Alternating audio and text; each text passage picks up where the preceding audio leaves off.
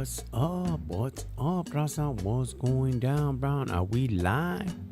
Alfred, we live out there, homie? Yes, sir. Where you at? Facebook and YouTube. What's up, man? Welcome you guys to the Rockin Chicano show. You know how we get down like James Brown. We're out here in the beautiful city of Mickey Mouse. We're out here in Tiny Toon. The Tiny Toon. You guys, welcome to the show. How you doing, Rose? I'm doing good. Doing live? You alive out there, homie? Oh, you know that. I'm good. What's up, Alfred? How you doing, Alfred? Rock and rolling, bro. Welcome, everyone. That's right. How you feeling? You know what, bro? I started having like a little, in the morning. I guess in the morning when you wake up, I don't know if it's because you snore, but you get you leave the windows open and that's too fast, That's too fast. Your throat's all clogged up and you're like, You're waking up and all, you get cramps in your legs because the window, the cold, the chill's coming in, and you know it messes you all up. What's up, Slick? Welcome back. What's up, you guys? I'm back here again. It's been a minute. Been a little while, homie. Yeah, it has. That's right, homie. Where you been at, homie? Did you go to juvenile hall? Put in some work, fool? Some holly, homie, or what? Nah. Run up on the fools, dog, or what? The only holly that I've been doing is cutting out the toppers, car plaques, all that stuff. Oh, you been working? Yeah, I've been working a lot on that machine. And then we cut out a big car plaque for the bottom, like those big ones. The floor plaques? Floor plaques, yeah. That's right. Hey, but that came out clean. It did. It really did. That's right. That's the way to do it. But anyway, Rasa, welcome you guys. And today, it's been a hard day. We just came back from filming with Rose and Slick. We're out there in Chicken the China. sheesh. We're out there in With Bruce Lee. Hong Kong Fooey's. They're a little rowdy, homie. They're a little rowdy, dog. They really didn't dig us out there filming, homie. Yeah. But we weren't disrespectful or anything, you know what I mean? We're real cool, real respectful. Some of them were real cool with it. The other one, like, she goes, hi. I backed up and she goes, hi.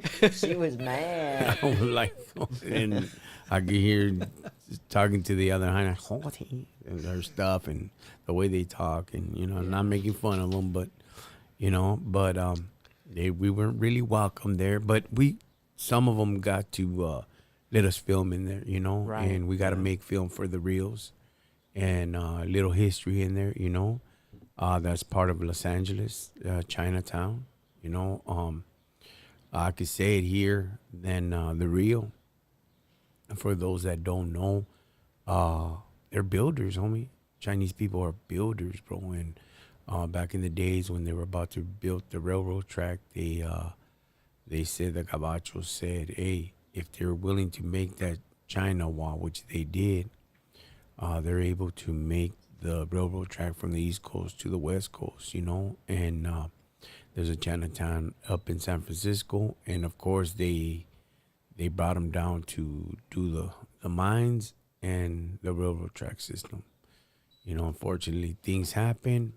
They deported almost like 90% of them back to China, and the ones that stood here, they faced a lot of oppositions, and they did hang about 18 of them, especially right there between San Antonio Los Angeles, but it was called San Antonio, San Gabriel, and all the farmings and all Olvera Street and all the Valle, and it was chaos. And those were the only towns that were really kind of open, except for the North Walk, which is now the 5 freeway, There's a lot of history there, but that's part of Los Angeles, Chinatown. And then on the other side was Chavez Ravine, Then it goes into Little Cambodia, little Filipinos, and then Silver Lake, where the vatos que se les quiebran la mano, the funny people. No disrespect to you guys, much love and respect to you guys, but that's all their area. And then begins with Hollywood, and then back towards the hills goes to the Gabalinos, the Indian tribe, and so on and so forth. Southeast, Bow Heights area, but we were there today in Chinatown. What do you think about Chinatown, Rose? It was good. I've never stopped there and checked it out. I've always drove by and that, but I never stopped like today. And, I learned a lot today, Slick hooked it up. Right, right. What do you think, Daniel, about what took place today? I think it was pretty good of the things that we were doing. A lot of knowledge and a lot of things that are new. But I don't know, that place that we ate at, the meal I kind of had wasn't the best. I came back home. I chopped up some chicken that I grilled the other day. I threw it in the microwave. I mixed it up together, and I put some teriyaki sauce on it. Okay. And made it better. Oh, no, I told him mine's Okay, up. it was just noodles in there. Yeah. Yeah, it wasn't no shrimp or nothing. Well, we ran out of time, and we had to go and hit this spot. But there's some good Chinese place there. They feed, they serve duck and all that. Oh, yeah, it's really good. You seen the duck? Quack quack. I didn't want to eat there after I seen that. It was nice and crispy, Oh, hanging no. right there. Nah. Tell them the story one time we went to go eat at that restaurant, Daniel. Okay, you guys, so this one time we were coming out of the swamp meet. I don't know if it was Pomona or if it was Long Beach, so we were really hungry. So we take off to LA, and then we were going to go get some Chinese food.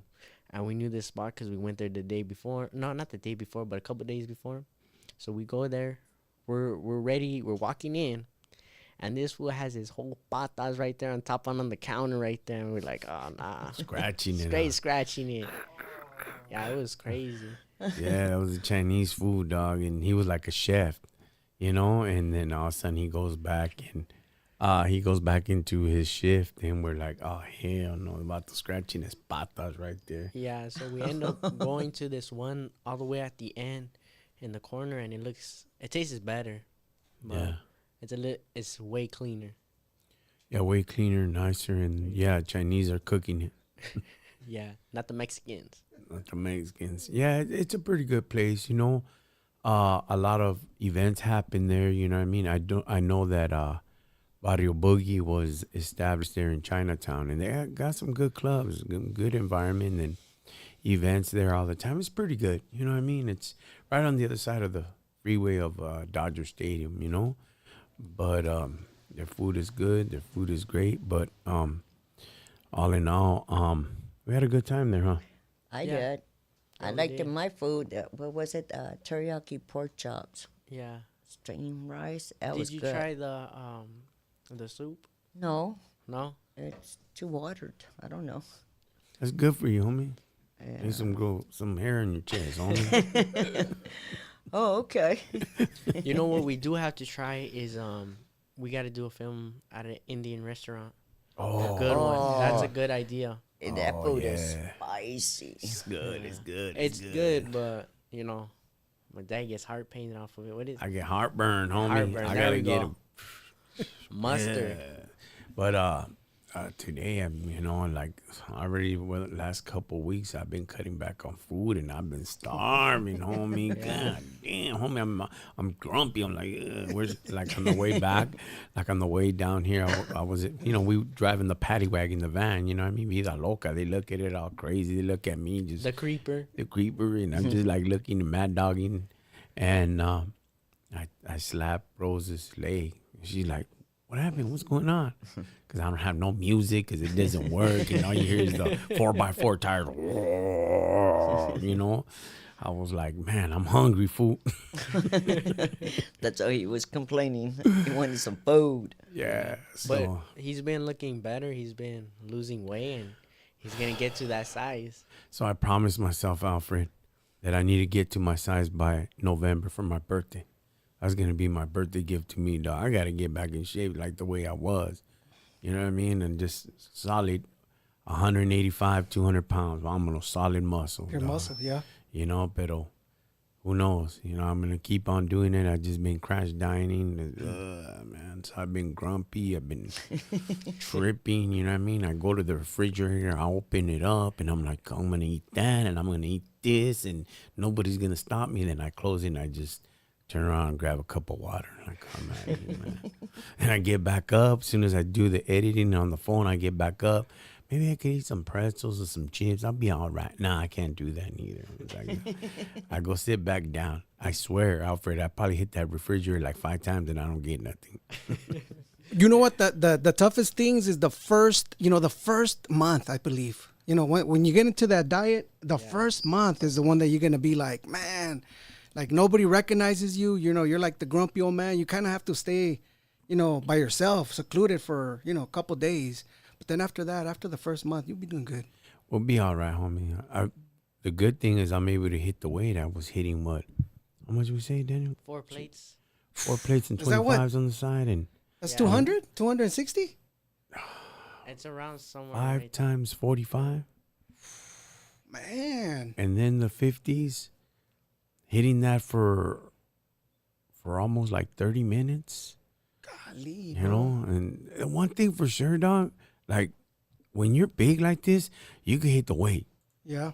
You know, so now I'm able to jump on that the dip bar. Man, I knock them out about 15 of them, 20 of them, dog. You know, Man, like, but 45 times 5, you said? yeah, and then at the 50, Bro, that's 275. Not That's including the bar. And that's 20. No, that's that's including the bar, 285. yeah. So that's 285, bro. 285. I tossed it up for like 30 minutes. Bro, that's 2 of me, bro. That's perfect, dog. That's perfect. I'm homie. 160, so 2 of me. Golly, bro. Hey, and not even in an open lane, dog. In the middle, dog. Close range. They're like, damn, dog, how do you do the close range? It's because all the pushes that we used to do in the system, all close range, everything. Yeah. But I feel good. Just hungry than a motherfucker, homie. Yeah. And so if you're out there, homie, feed me, Seymour. Feed me. But no, I will lose all my weight, dog. Get a sign, bro, that says I will work out for food. Yeah. Imagine. Nah, but it's going good, dog. It's gonna go. And I had to do it, Alfred, because of my system, dog. Yeah. I felt sick, Holmes. You know. Yeah. I felt something was like not right, dog. You know, and I felt like, whoa, what's taking place, dog? This ain't me. This is not right, you know. But It's all the sodium, bro. It's a Sodium lot and of the sugar. stuff that we eat and the sugar. You know what I Yeah. mean? And you were always on the go. Yeah, The nah, fast food y todo eso is like, man. nah, puro freaking salads, dog, And fruit. and fruit. fruit. What the? Fruit. Yeah, I know. But Hey, I pues, swear, dog. I swear, palabra. Today when they were eating, man, homie, I was this close to snatching up her Coca-Cola soda, dog. I was like this close, and my mouth was all watering, and they got me a freaking Dora the Explorer cup with water, dog. Good, I swear. ice and water. Yeah, with Dora the Explorer on the top as a lid. Like, what the heck? So I just punched it, and I just said, nah, I better drink my water. Go ahead, drink that. What is it? Eat ice. Oh yeah. Oh yeah. 0 calories. That's right. That's right. But we're trying, dog. Anyways, so what's today's topic, homie? Today, man, hey, I wanted to talk. There's a word. I think for the most part, there's something that we're saying. Sometimes we look at our situations and we always end up kind of backpedaling, right? Have you guys ever remember the word backpedaling? What does it mean? I mean, what does it mean to backpedal? I mean, remember you have plans, you had ideas, you wanted to accomplish things, and then what happens? Things change, right? But what happens, when we ourselves are forcing ourselves to start something, but then we backpedal. We don't want to follow it through. That word following through. Yeah. I think for some of us, man, we're stuck, in a situation where, oh, the light or the camera, oh, my for you, camera. homie. Yeah, man, no, it's good. We're stuck in a situation where, we want to force ourselves, but then what happens? Yeah. We run into opposition, right? We run into the situations or the circumstances. Yeah. And then what happens? The circumstances get too tough for us. Yeah. And we backpedal. How many of you have remembered that? Why are we backpedaling, man? When we just gotta follow it through. Today, we want to talk about that, man. What is it to you guys? On something that maybe you dreamed of, or something you might say, at this day, I needed to accomplish this, but guess what happened? Opposition happened, and now you're sitting in a situation where either are you backpedaling or are you grabbing strength to push forward? Which one are you? Yeah. That's what we want to talk about. Yeah, about busting through, going through in life and not backpedaling, Yeah. you know. A lot of times, you know, it gets tough for individuals and make up 1,000 excuses and they don't fulfill what they're supposed to fulfill, you know. They'll be stagnated. They'll stay at their position and never go forward. One thing I would have to say is laziness, not no desire of really pushing forward and not being hungry. Today, for example, today we got into it. Well, we didn't get into it, but I break down my son the way he has to be, you know. And right now in our stage of life, homie, I'm quadruple hungry, dog. Besides my panza, dog, I'm quadruple hungry, dog. What does that mean? Is all these things that are taking place, Alfred, with ICE, with all of this papaya. They just passed that new law of naturalized citizens. Any crimes within the last 30, 40 years within their record, they're getting deported or they're being held at the ICE detentions or they're being sent back to Mexico if they try to come over. So that only leaves me one thing, is that you need to push triple time and get as much as you can, because if they come after us for the ex convicts that are felons that are born here, homie, if they're willing to cover up all of this madre with Trump and all the charges and all the Epstein files and the stories of the RAP on the hyenas and all that, they're willing to do all that, homes. They're willing to screw us over. So I told my son, you gotta be hungry. Now the reason why I told him is because he kept on making the same mistakes over and over. And in life, you gotta go forward. You can't hold back. You gotta make sure that you're freaking hungry to the fullest, that's your only way out. A lot of times there's no big commitment. There's no big challenge. There's no big suffering. So your hunger is not as strong as it is where you never had nothing and you came from nothing. See, I came from nothing and I teach them better. Though I have a lot of hard time with Daniel because he doesn't want to pick up certain things. But then I understand that he's like his dad. He's like me. At times I don't want to listen to this. I know what's better and this and that. But yet he's the same way. He doesn't like school. He doesn't like this. He doesn't like that. He likes to dress sharp. That's fine. But long as he understands that he needs to put a pep on his step and really shoot for the mark and really be successful in life, because not always am I going to be here or his mom's going to be here to guide him. He's okay right now and comfortable at 17. But I'd rather for him to be comfortable and okay and working and going to school as much as he can at 17 than for him to be at my spot when I was 17. Right. I was already facing adult charges, robbery, and all kinds of charges, bro. I was already in the county jail at 17 before I turned 18. So I explained that to him today. It's like, you need to be hungry. All these things that are taking place now with United States, you need to be hungry. We need to really take this seriously. We can't be playing around for all the things that are coming, and it's coming hard.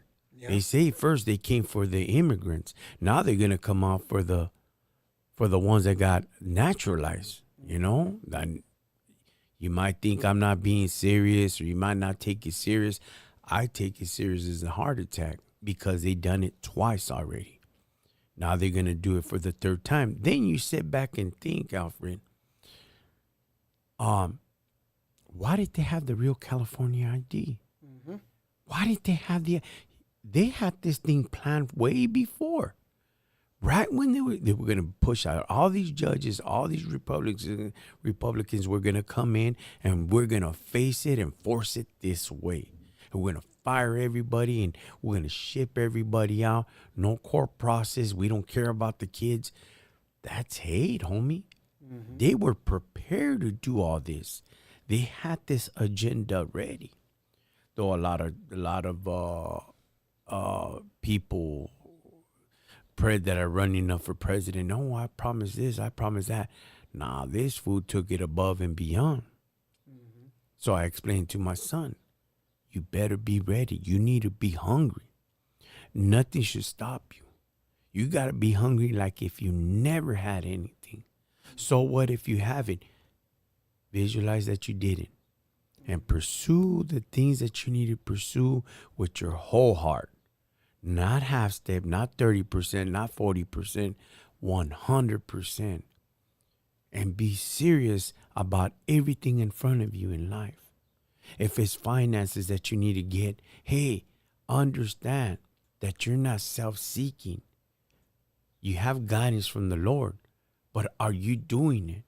Are you pushing it? Or are you struggling? See, when the struggle comes and you're there and the storm comes, you got to remember, I go back a lot to individuals that have been part of my life. And I look at it and I analyze it. A lot of people faked it till they make it. A lot of people burn people. And I look back and I just sit down and I start thinking, like, why would he do that to get to the top? You know? But yet people are bashing him because of the finances, because of this, because of that. But he made it, you know? It was hard. But his familia got fed. And nobody took nothing out of the table when he was feeding his kids. And it was very hard for these individuals. I'm not saying that that's the way you're supposed to be. But he pushed it and he was hungry and he was determined. Why? Because he got a hand dealt in life, the lowest of the lows, a pair of twos. And he still ran with those pair of twos. Now, how are you going to take it in life? Are you going to be serious? Are you going to be committed on anything? It could be finances. It could be a house. It could be your marriage. It could be your record. You want to get it expunged. It could be any little thing, bro. But how serious are you? How serious are you going to take that commitment, homie? Because it's going to take a commitment. You know, I've been in a lot of positions in my life where I was committed of doing things and I was serious. One of them was no alcohol and drugs and be committed and driven into doing things of life, you know? And I was very committed. I was serious. I couldn't stop. I ain't stop and I won't stop, you know? Why? Because I was tired of that old lifestyle, you know? This week, I knew a couple of heads, good people, and I got to meet them, and they were asking me questions the last couple of days and in the gym, and like, hey, bro, you're from prison, huh? You're from the joint. Hey, bro, and they asked me all these questions, and I stopped my exercise. I had to do double up because I didn't have time to spend with them, you know what I mean? But work out right there. And when I started breaking everything down, Alfred, I started explaining to them because they were asking me all these questions about prison. How do I see this? How do I see that?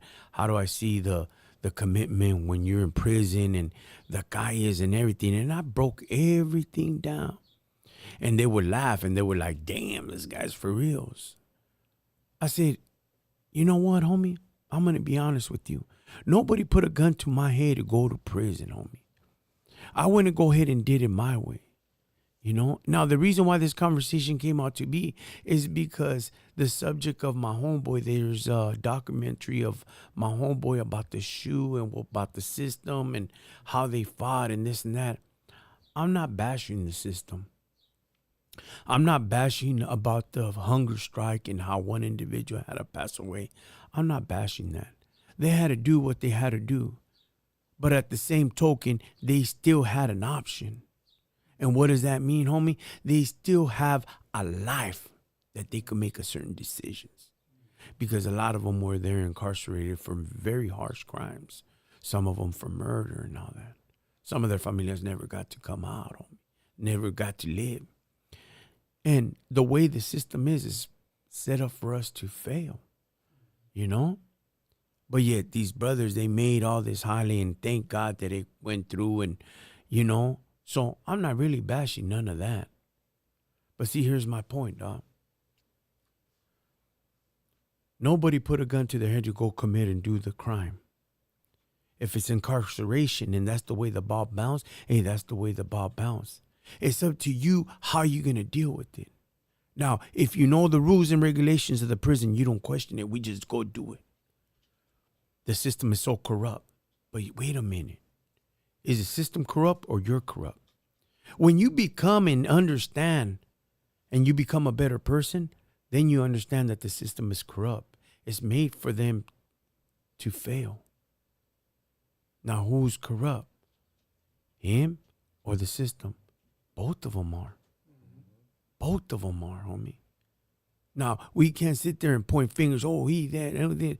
If they're going to lock me up and put me away in the cell and throw away the key, that's literally what they said. When you sit down in that chair, they say, what do they say? The state of California versus Mr. Antonio Tavares. You know, that's harsh. But that's the truth. You're fighting for your life now. Okay. The state of California is going to versus you. Okay. Why me? Why? Because I'm a criminal. You know? So we were talking and I explained that to him. Hey, homie, nobody put a gun to my head. But I didn't know. I was stupid. I was naive. I was ignorant. But yet now I know.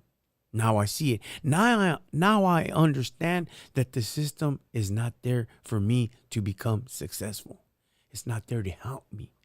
They're there to put me away, and they're going to make money. While their kids go to college, they're going to pack it up with all these individuals, homie. So how committed are you to really make it out of that system and stay out and be out and make a life and make a career? Look at my kids. They're hustlers. He runs the machine.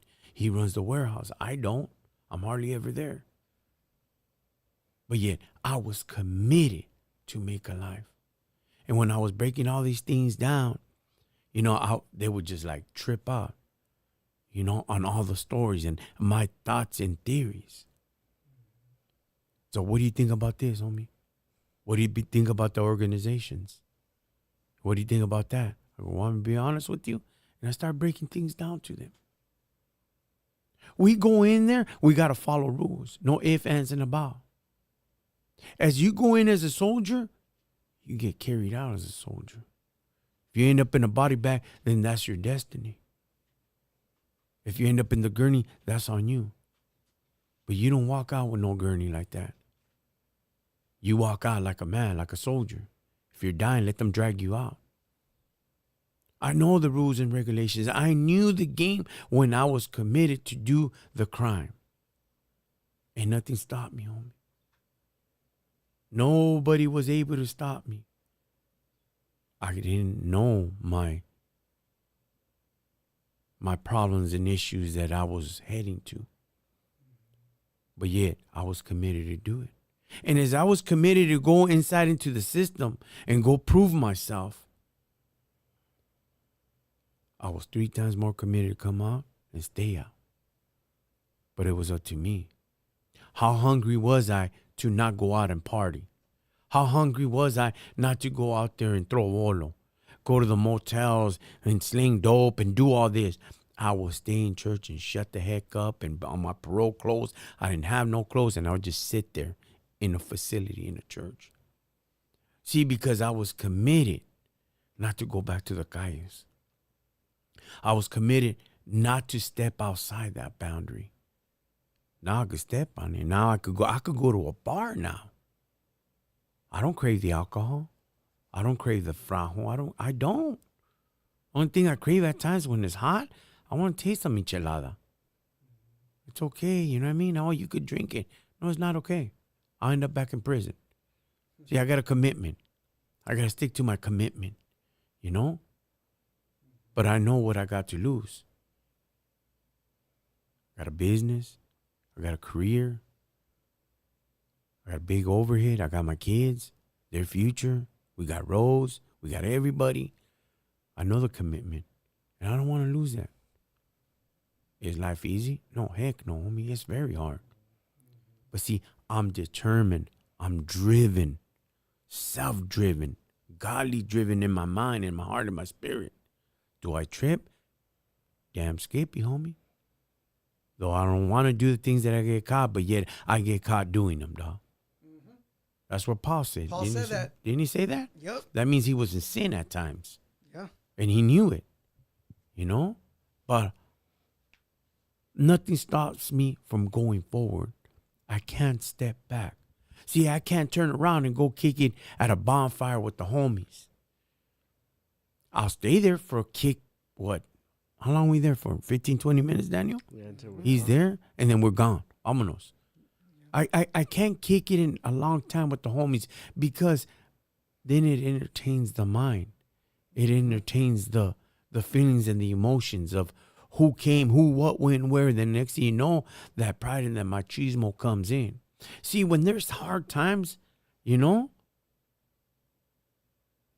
within me, and I get mad, and I'm like, man, oh man, I was from Norwalk, you know? And my kids and my wife, everybody like, what the heck? You know? But see, I don't mean it barrio-wise. I mean it struggle-wise. How hard it was for me where I came out of. Though I still live there, but I know the struggle. Now, if I surpass that struggle, homie, that I grew up in, that environment that I grew up, that lifestyle that I grew up, no finances, no feria, no nothing, and out in the guys, if I survived all that, and God got me through the whole system and everything, what makes me think that he won't be there for me? He will be there. See, if you have the ambition, the desire, and the hunger, and the tenacity, homie, of to go forward, oh, you're going to go forward, homie. You ain't going to go backwards. There's nothing for you to go pedal backwards. And if you stay stagnant, if you stay in the middle, might as well walk backwards because it's the same thing. You don't want to take that risk. You don't want to jump forward and say, hey, I'm going to go forward. See, there's no time to be looking back. See, I have so much victories under my wing. And I turn around and I thank my kids. I thank my wife. That's for Mando Commando. Because when they want to speak against me and they think they're all Mr. Mecha and all this and that, I just start throwing all these things that I've done. So I don't boast about them. But ever since I've been out, 18 years, I think? I've been out, I think 18. I don't keep track. 18, 19. And 2006 is when I paroled. What's that, 19, almost 20 years? Yeah, 19 years. I don't keep track of that. I don't keep track of the day that I got out. I don't keep track of the last day that I did drogas. I don't because it's behind me. See, I don't look at my date. Oh, man, this day today, 15 years ago, I don't remember. I refuse to remember that number. Why? It's because I look forward. And I know that what I've established, all these things under my belt on me, I thank my wife and I thank my kids. That's for darn sure. And God, homie. But those are all the victories that I have. Now, do I rely on those victories? Do I go back to him? Oh, I've done this. I don't do that, dog. I don't rely on it. I don't even focus on it because every challenge will be a new victory for you. Every success, every finish line, it's a new victory for you. I look at it like a race. You ever be in the freeways, Alfred? Mm-hmm. You ever drive, homie? Yep. You will never win on the freeway You know why, Alfred? And I learned this when I was a criminal, that it's like a pack of NASCAR. You go from one group to the next, the car in front of you slingshots you forward, and you go to the next group, and the next group, and the next group. You'll never win. And I look at it, next victory, next round, next victory. I got that victory out the way. He slingshot me. You come around. If you know NASCAR, the way it works, you know, then of course you got your pit stops and all that. That's how I look at life. And I remember when I would be driving and try to get away from the juras and the crime scene, it's like I got to get next to the next car, next to the next car, next to the front, the front, the front. The further I am, the better my chances of me getting away, you know, then head to another freeway. The further I am, the faster I get. Soon as you pass the whole pack, you go forward, you go bump into the slowest guy in front of you. Now that's going to be another challenge for you to finish that victory in front of that pack, you know? But that's the way I look at it. Every challenge is going to have a victory. It's up to you. And don't go back to that victory. Oh, man, hey, you know, and boast about it. It don't mean crap. It doesn't mean nothing, dog. It's just like all them people with the AA bachelors and masters. Yep. That's all good, homie. Hang that crap in the water. Don't mean jack leg, homie. It don't mean nothing. Oh, what do you mean? Yeah, there's more successful people than you. And they didn't even go get their masters. And but they're even smarter than you. It's how hungry they were, you know? But you try to prove a point, or maybe go get a holly. If that's what you need to go get a holly, then go get it. You know, that's what is required. But it don't mean nothing, homie. You know? That's the way I look at it. And you, Rose?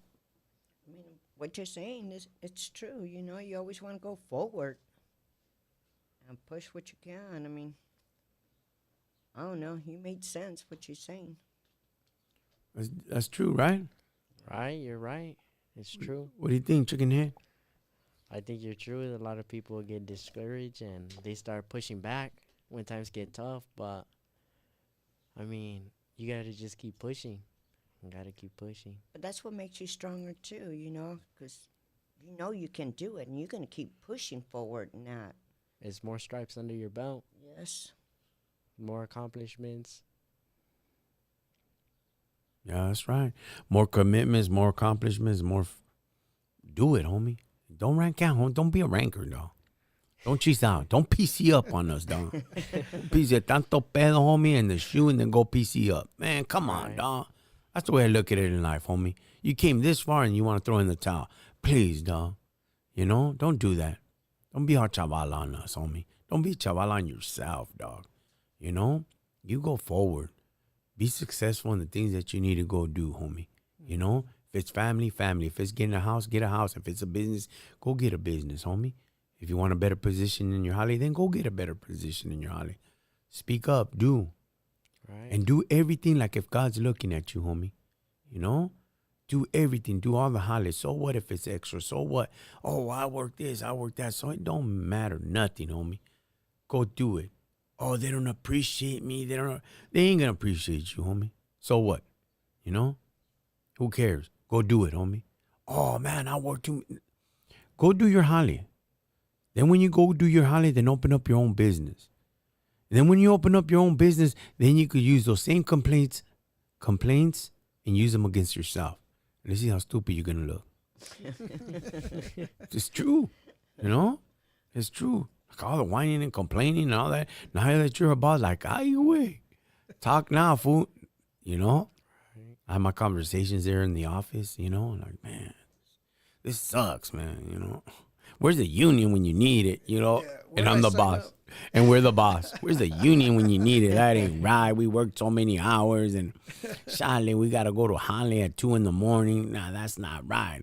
Where's the boss? We need to talk to him, you know? That's so true, man. Hey, the reason why I asked this is because, listen, some people are stuck in the stagnant part. You mentioned something about, hey, remember when you're stagnant, right? When you're stagnant, meaning like you don't know how to get out from that stagnantness. You know what I mean? You don't know when the stagnantness, meaning like you commit the same routine that, you're defeating yourself, right? Mentally. Remember you mentioned something about how, people, they don't like me and blah, blah, blah, me. It's all about what, exterior, the possibilities, the potentials, the, what if they don't think I can make it, or what, blah, blah, blah. It's all the battle of the mind. And I see this where it becomes where you are the one who are your own worst enemy. You tend to focus on all those people and all these, all the situations, circumstances. But the truth of the matter is you hit it right in the nail, man. Actually, on my notes, it said about laziness. Why is it sometimes, the reasons why we can't overcome the stagnantness is because we're lazy. Yeah. We give up so easily. We look at the circumstances and we say, that's a Goliath right there. We can't overcome it.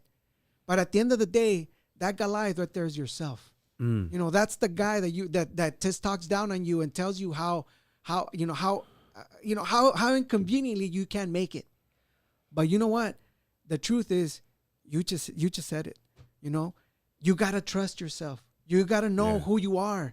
Who you are in yourself, and not only that, but who you are in God. And I think that's the most important thing, man. I think to me, bro, I'm gonna be honest. Clarity without God, Yeah. it's kind of impossible. Yeah. Oh. That's the truth. Clarity without God is kind of impossible. The acknowledgement of His being with you, it takes you even further. There's times where I will sit down and I will read some scriptures and give me guidance, give me understanding, and and He see me through.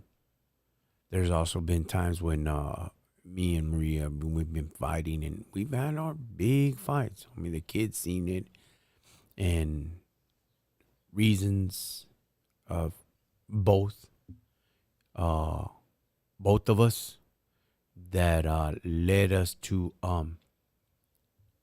how can I say it? I say it from my behalf of trying to connect with God, and God didn't want to hear from me. And Daniel has the anointing. He's anointed with the prophetic gift. So I would wake him up in the middle of the night. Like, hey, check this out, Daniel, and tell me he doesn't want to talk to me. So I need for you to pray and connect with God and explain it to me. And he was young. He was about 9, 10 years old, 11 years old, real young. And then he would pray, and then he'll come back and tell me. Okay, and it was a trip. It was a mind blower because, wow, there was things that he didn't know, and he would explain to me, this, that, and this, and I got clarity and understanding, So I had the heart and the vision of pursue the things that we needed to pursue in life. But without the godly counsel, I couldn't go forward. I was like a chicken without a head, a lot of times, bro, a lot of times. And there was a lot of times where I didn't understand. I didn't get it, and I would take time out and okay, God, why do I need to do this? And why do I need to do that? And, all this, homie, I think to me, He's giving me a lot. It's required a lot now. Much is given, much is required. I didn't know that until I start building more and receiving more. And now it's gotten even harder. You feel me, Alfred? 100%. But the times that I had to sit down and really get that counsel from Him, homie, it was hard. It was very hard because it got too into the flesh. It got too surreal.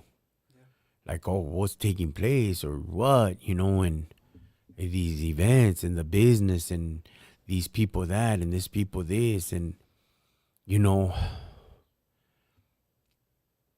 I wanted to help out people so bad, Alfred.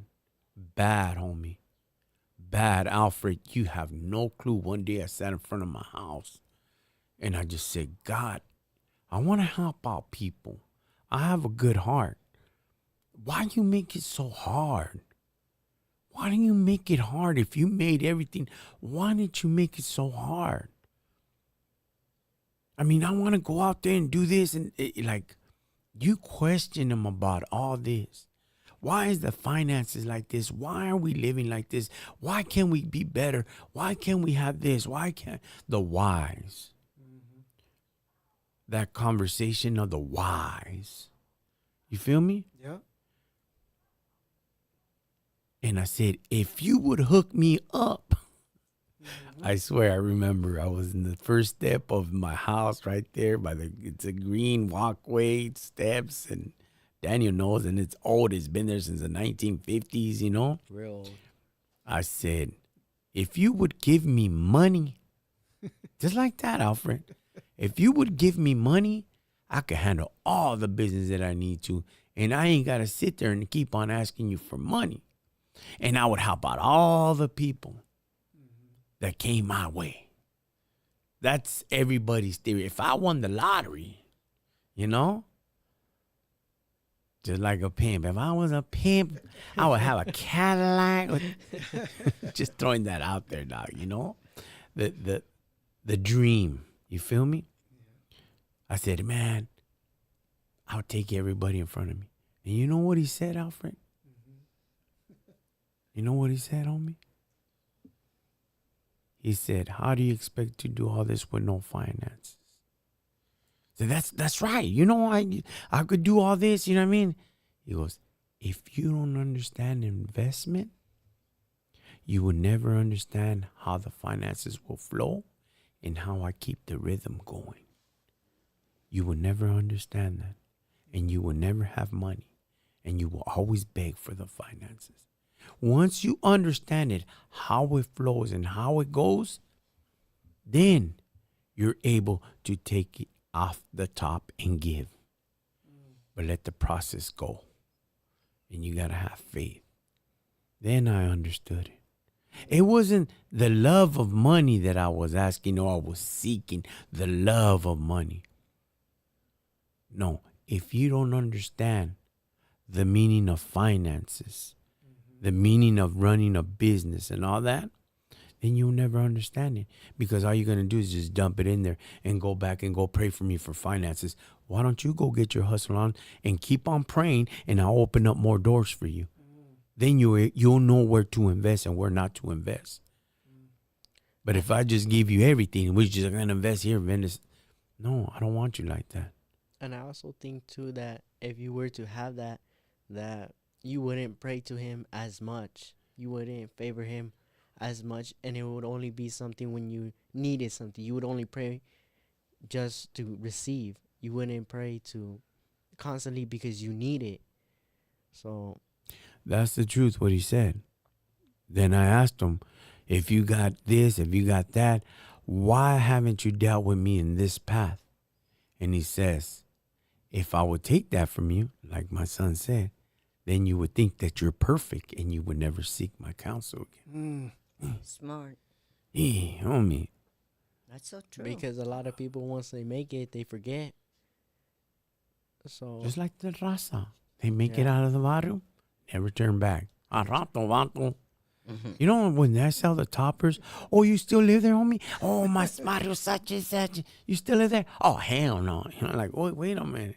But I was still sporty because, you know, I don't forget where I come from. But you go back? No. Like, you know, but it's true. Once you get it, will you come back? So when I explained that to him about the finances, you know, how I wanted it, the whys, then he was just breaking everything down. Like, nah. You understand it, how it flows, how it's going to move, how we do this and how we do that. You know, a lot of people think that money is evil. A lot of people think that we ain't got to give to the church. Oh, the church this, the church that. First and foremost, homie, I don't care if the pastor's crooked. That's on him. Let me break you down about money. Alfred, Let's get to this. This is the good part right here. everybody's bashing. You'll turn around, oh, the money this and the money that, give to the pastor, give to the church. And I said, do it. What do you mean do it? Have you ever seen this house? Have you ever seen this? Have you ever seen that? What's it to you, homie? Who cares? Are you trying to get it too, homie? Or you just sit there and running your freaking mouth, dog? Give it. He has to give an account anyways. He's preaching in the name of the Lord. So even the Bible tells you someone will do it for profit. They'll do it for profit. But the word's still coming out. So what if you got to pay it? So what if you got to give it? That's schooling for you. See, that's only going to make you stronger and smarter and wiser. Do you think that you not paying that bill won't get paid and go on? You have to. So what? Somebody's going to have to pay for that light bill. But if somebody pays up for the light bill, then the author's going to turn around and say a good word. He's going to say somebody else's life for him ready to, you know? How did you know, homie? I went that day and you were there. But these other people end up paying for the light bill to be open. The doors would be open for the church to operate, and it saves somebody's life. See, it doesn't go in vain. Oh, but he has this, he has that, he has a house here, that's on him. Who cares? They'll talk about Joel Osteen. Oh, you know, man, that's him, homie. He sells books. That's his club, homie. That's him. Oh, he don't preach about this, he don't teach about that. Who cares? That's on him, not on you. Why are you so focused for what he understands about making finances to keep everything going? What's your pedo with him? Or with any other pastor? Give. It's better to give than to receive, homie. Me and my wife, we argue a lot about that. But when it comes down to God, whoa, she pumps her brakes, homie. It's like, whoa, no, if it's for God, then handle it. That's your stuff, homie. You know? And every time I give, it's out of my heart. You know, when I started, I didn't have nothing, homie. Today, right now, you know, perfect example that we're talking about this.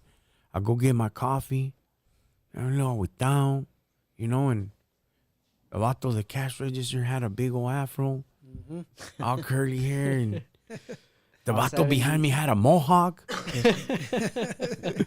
I swear, and I'm getting the coffee.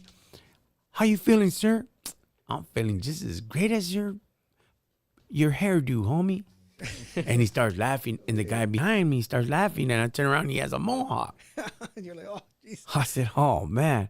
So I said, oh, here's the coffee, whatever, like, oh, you know, and he starts laughing. He goes, yeah, man, you know what?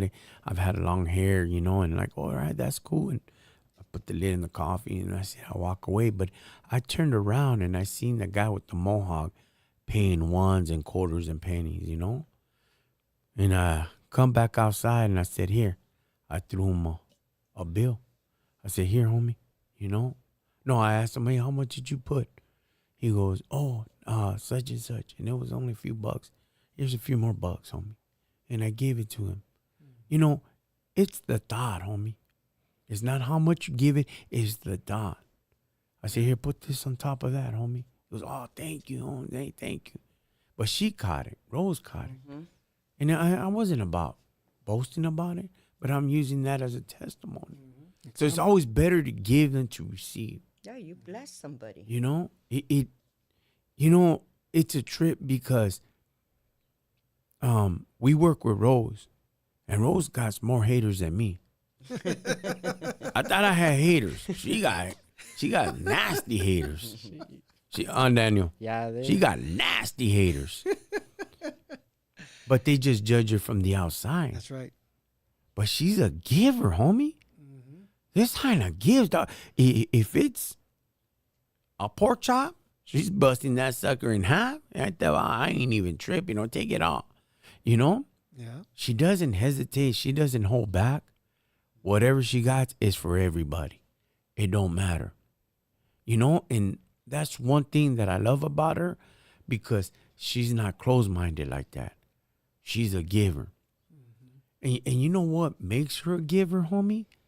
The things that she's seen and she's been through. Mm-hmm. She ain't rich. See, the things, let's go, homie. The things that she desired, the things that she wanted, God won't give her to her at those times. And at certain times, God's taken from her. And she's understood that. She's analyzed that. She's accepted that. That made her who she is now. She don't give a rat's behind if you're talking about her, who, what, when, where. She just cuts you loose. Muerto. Ya estufas. That's it. Ya no más. And when she says ya no más, it's the truth, bro. You can't go back. And she's hungry for the things of life. That's why she gives, homie. Because as much as she receives, she always gives. Good. She always opens up the doors for everybody. She's not scandalous, homie. And she has so much haters, and I love it. Today I put a comment, thank you, homie. He goes, I meant what I said. I go, yeah, well, thank you. Because even your evil comment keeps our content going even further. So good looking out, Menzel. You know? Well, he don't know it, but it's the truth. You feel me? And you can't deny that. And that's feeding because she knows where she's been at. She knows what she struggled. She knows her battles. I turn around and I look at times and I'm sitting down and I think she's my business partner, right? We're partners in business. I sit down and think what she's going through or what she's thinking about as I'm laying down in the bed with my family, my kids, and she's there in her bed, in her holly. And I know she's alone. I think about all those things. What is she thinking about? Her kids, her family in Reno. What's the next gig? What do we got to do? What this? Yet I call her up. What's up, fool? Like her spirit is up. You know, you can't hold down a person like that. You can't hold down a blessings from an individual like that because they know their worth. And they know what they got, they give. That goes back to the people in the church. Well, I don't want to give. Then don't do it, homie. It's all right. Stay miserable. Stay gacho. Stay dummy. Keep on having the same stupid struggles. Have no peace of mind. Break no chains. Oh, pero mis hijos no son cholos. No, damn well they're freaking criminals. Oh, no son drogadictos. Man, they're all freaking butted out, all tweaked out. You know? Pero no quieren cambiar, no quieres cambiar. Then you wonder why. And you're like, man, homie. And you have no money for the bills. Yeah. Siempre estoy pobre. You ever think about this, Alfred? How people live paycheck to paycheck. You're one bad freaking dude, dog. You bad, homie. What do you mean you're bad paycheck to paycheck? Yeah, because you're still pedaling, homie. I was going to make it. I'm going to make it. I'm going to make it. Tienes cajones, homie. Because you're still afloat, homes. I'll give you props. But then you got to find your way out. You got to give. You got to do. You got to provide. You got to assist. You gotta find that current. You got to go find it. If you don't find your way, then how do you expect to come up? You know, our bills are by the thousands, homie. I ain't gonna lie. We will bust out $5,000, and that $5,000 will be gone by Tuesday, dog. That's the business life. We're not big ballers like that. We're not. But it's funny how when we see everything coming down, we get together with the family, and Rose has been there, and we anoint ourselves and get the wallet and get the Visa card and get all that and anoint it, homie, with oil. You watch. Huh, Daniel? Yeah, and That's God true. always provides. He will always provide, And He homie. provides right up on the dot. Right up on the dot, homie. You're like, just in time. But like Daniel said, if he would give it all to you, would you pay attention? Would you A lot really of seek people him? wouldn't. Would you still stuck in your misery? Do you have a... See, in this life, homie, it's not so much about being rich because you can't take nothing with you. Mm-hmm. It's what you're going to do with those finances in the name of Jesus. What are you going to do with your business, Rockin Chicano, in the name of Jesus? See, he gave me all this. He gave me my kids. I asked for kids, homie. And these chumps, they tell me, Dad, you asked for us. That's why we're here, Dad. And like, That's a what la- you wanted. a la pestosos and pata smelling, burping. Freaking skinny one right there eating the whole refrigerator. Flexing in the mirror. Flexing in the mirror, never gains weight. And like, oh man, I gotta deal with these kids, you know? Hey, you asked for them, Dad. We're here, you know? Which is true. I asked, I received, that's fine. We go forward, homie. But what about the people that have kids and they're all lost, homie? Mm-hmm. See, the richness, homie, I don't think I will ever be rich, Alfred. You know why I'll never be rich, homie? I own my Corvette and all that. But I'm too much of a giver. I know that. I know that. I'll never be rich like that. See, my richness is under my household. That's how I know I'm a millionaire. Though things ain't perfect the way that I see them. But the little times that I get to spend when I go out to eat and the kids are joking and I like pumping them up. Ooh, that's what he said, Daniel. Ooh, you gonna take that, Then you Benji? got Bella and Benji wrestling right there. They'll be wrestling right there while I'm eating. Ooh, you gonna take that, fool? Ooh. You know, like the way my uncles used to do to us. But, you know, I do it joking around. You know? And then, of course, Maria's always on me. Why are you doing this? Like, shh, let them go at it, you know? And they go at it. Yeah, they do. They go at it. And they be bagging on each other, you know?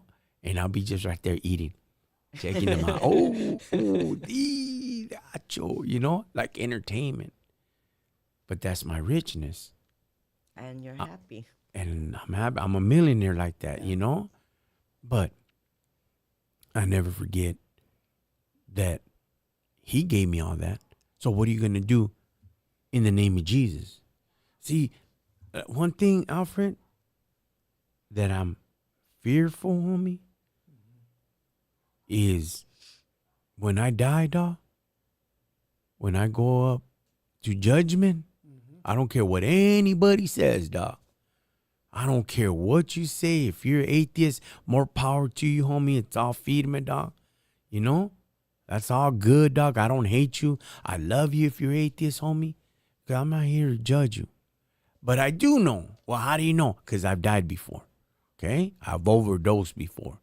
I do know when I die, homie, when it's over, my eyes close, I take my last breath.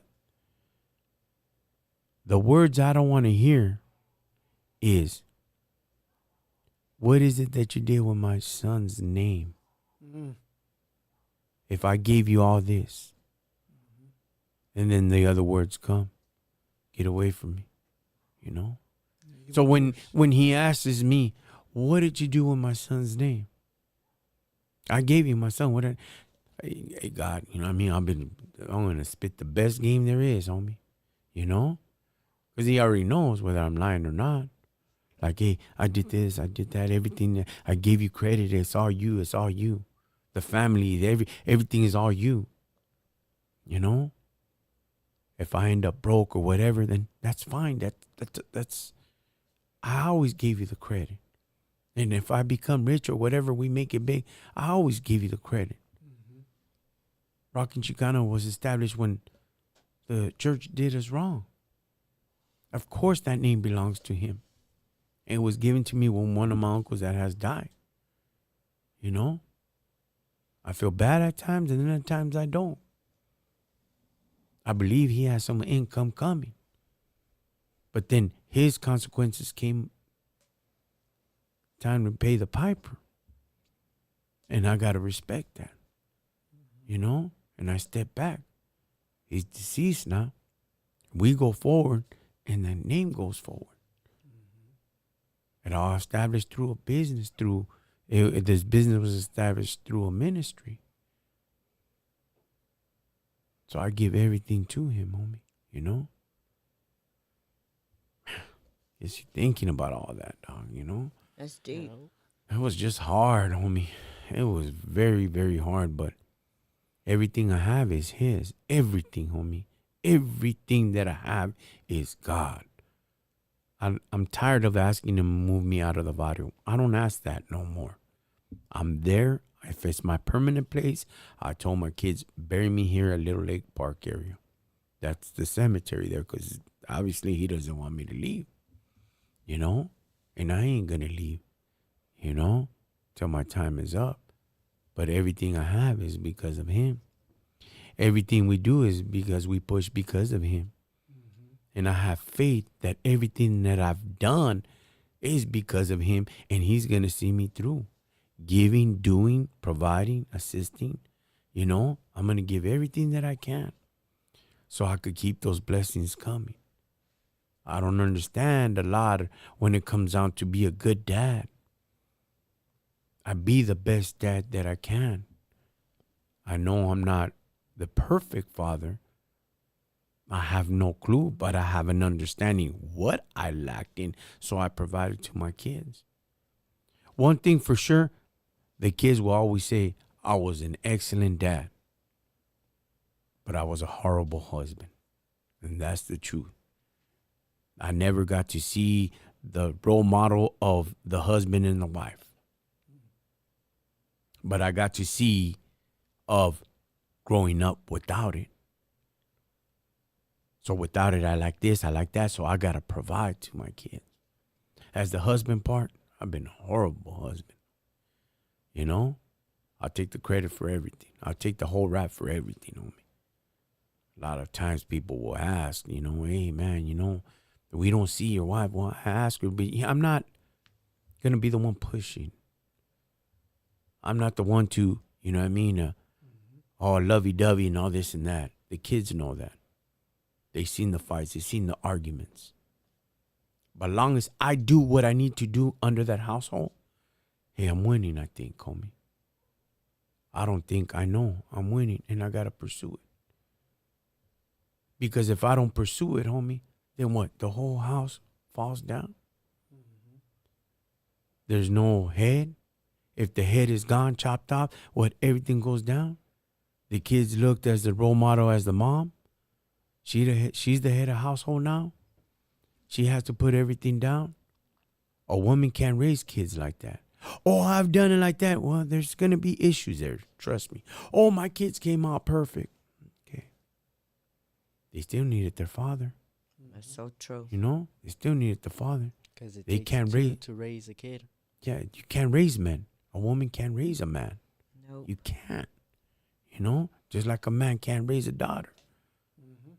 You ever notice how the man has a daughter there? He's a single parent. Most of them are tomboyish. You know? Most of them are like that. You know? Or too spoiled. You know? Too spoiled. Like, I don't mean to brag, but I don't mean to say nothing, but our neighbor's daughter, she's A little like too spoiled, yeah. 10 years old, I think. And she sounds like a 3-year-old. I go out there, what's up, homie? What's up? What's good? You know? They'll do that like behind closed doors, like, you know, but loud. I haven't caught her outside because I'll be like, get fregados. What's up, homie? You know, and I say that to the kids and they're like, they'll sit there. Big you old know? veterano. Yeah, big old veterano. I do, dog. ¿Qué onda? What's up, homie? And then right away, they just look at me. Or the kids that are screaming in the stores. Yeah. Oh, God. What's up? What's up? And I look at my kids. Yeah, he's and like, What's up? look at your friend, and he'll pull out his belt. look at your friend, you know, and I look at the kids like, what's up? And they'll be all scared. The little kid season up. Yeah, they'll season up and they'll look at their mom like, what's going on? Who's that fat cholo here? Why is his mustache like that? You know? What bear did he skin up to put it in his face? You know, and I'll be like, what's up? You all right, homie? And they'll be like all scared. They'll be like, oh, man. And they get up and they just walk close to their mom and they get close and to their leg, you know? But a woman can raise a man. You know, there's going to be issues there. But I do the best that I can to be the best in that household so my kids could be the best when they grow up, you know? They take that example. Right? But if you don't do it, then what, homie? You know? They're going to become rebellious like the way we did without guidance, understanding. You know, a lot of times, you know, it was a perfect time because this Sunday I had an issue with Daniel. It wasn't an issue. He just told me, Dad, this, that. You know It what I was mean? a disagreement. A disagreement. Disagreement. There we go. And I started breaking things down. And next door at the Long Beach motorcycle swap, my homeboy Ricky, and he had 8 kids, homie. All boys. All boys. And they all started with an R. Now, I look up to him, dog, because he had it rough. He had it tough. And his mom and dad, they were from the barrio, right? And they were cholos. Their whole families, everybody. And he had it rough. But out of all the family, he was the one that was most successful. And he went forward. He had more kids to raise. And he changed his life, not putting his business out there, homie. But he had total 9 kids, right? Yeah. And his firstborn passed away when he was born. So I remember that. I was younger. He was younger. And when he was there, my mom was there, everybody was there, and we got to understand that, you know, what took place, that he had lost his son. And his wife was there. But that changed him, homie. That changed him into be a better man. I swear to you, ever since that day, and I'm talking 88, 89, I think. Since that day, he changed his whole life. And he was serious about his business. He had to raise 8 kids, homie. And with everyone, he was strict as he could. To the next one, to the next one. You don't like it? There's the door. Pack everything up. Vámonos. You're already 18 years old. I ain't got time for you. You know? And every one after another, after another. Beep, beep, beep. Yeah. And he's down to the last one now. And he's Daniel's age. He goes, that's what I'm going through No, with he's this now. he's a year older. He's a year older. Yeah. That's what I'm dealing You with. got 2 this- more years. You know, I'm dealing with this kid, you know? And goes, yeah, bro, I'm dealing with this. And all of a sudden, you know, my wife and they see me talking to Ricky, and here they come. Oh, God, viene la chusma.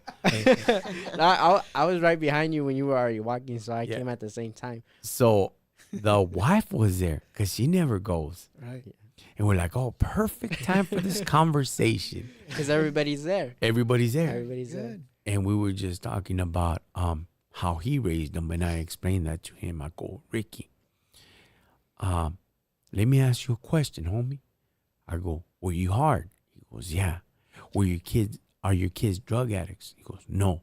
Are they in prison? No. Are they living in the calles? No. Are they all tecator out on heroin and all that fin and all that? He goes, no. None of them are lost and bound like that. He goes, no. I go, then you did a good freaking job, homie. That's it. You know? Yeah. And he goes, right now, and then he starts schooling my son. Right now, you're in a position of this and that. And you know what? I know your dad is hard on you, but you know what? I'm hard, and this is the way it goes, and this and that. And I told him, hey, Holmes, I look up to you, Ricky, because I started late on fatherhood, homie. And the way you did it, you've been putting it down. Now, there was some incidents that we can talk about, the social media, Of course. Right.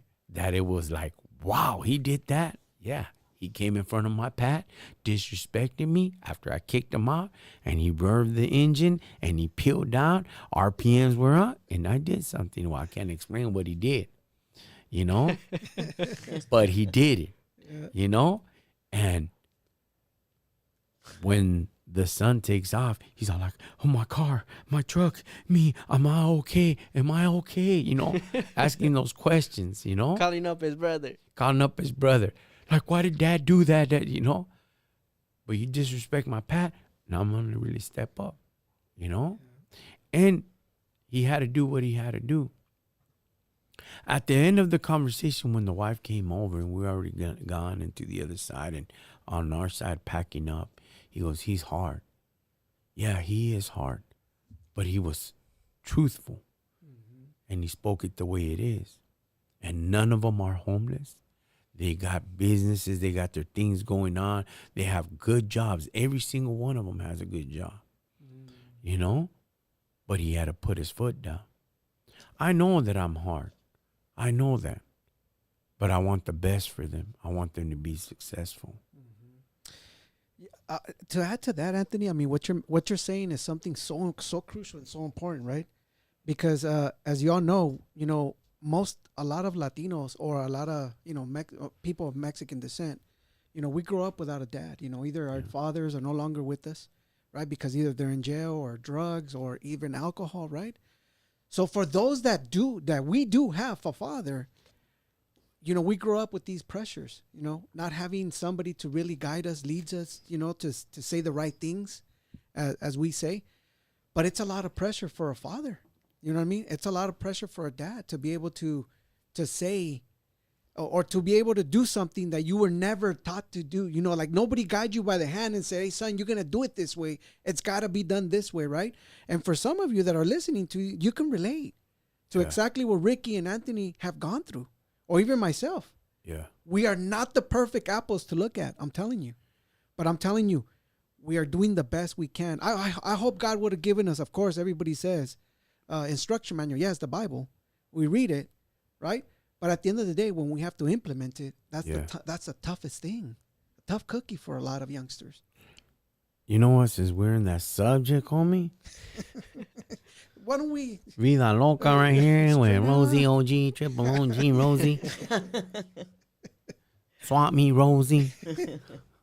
99 bottles, crack the bottle over your head, Rosie. Nah. Oh, no. Okay.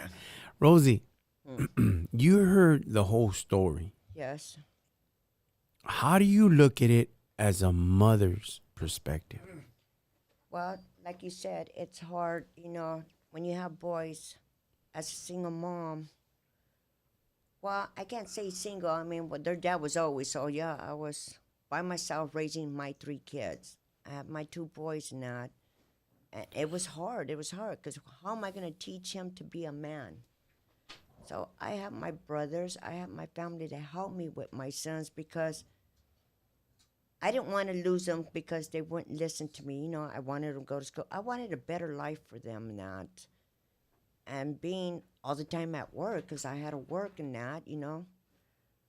And it was just hard. So one of the times my older boy, he wouldn't listen to me. You know, I go drop him off at school and he would go in one door and come out the other. How old was he at that time? They were in elementary. Oh. They were in elementary. And then my younger one would look up to his older brother, so he would follow him.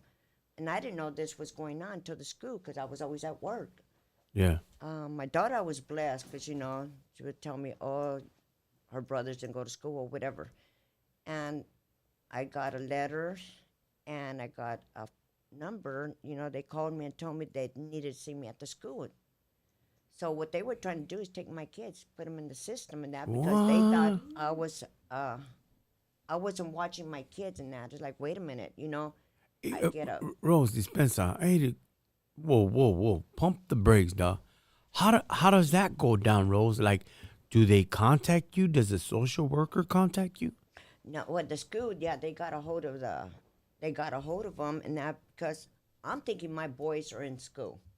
You know, I took them to school and that. I would go off to work and I would come back, have pick them up from school and that, bring them home, do your homework and that. And they would always say, I don't know homework, okay?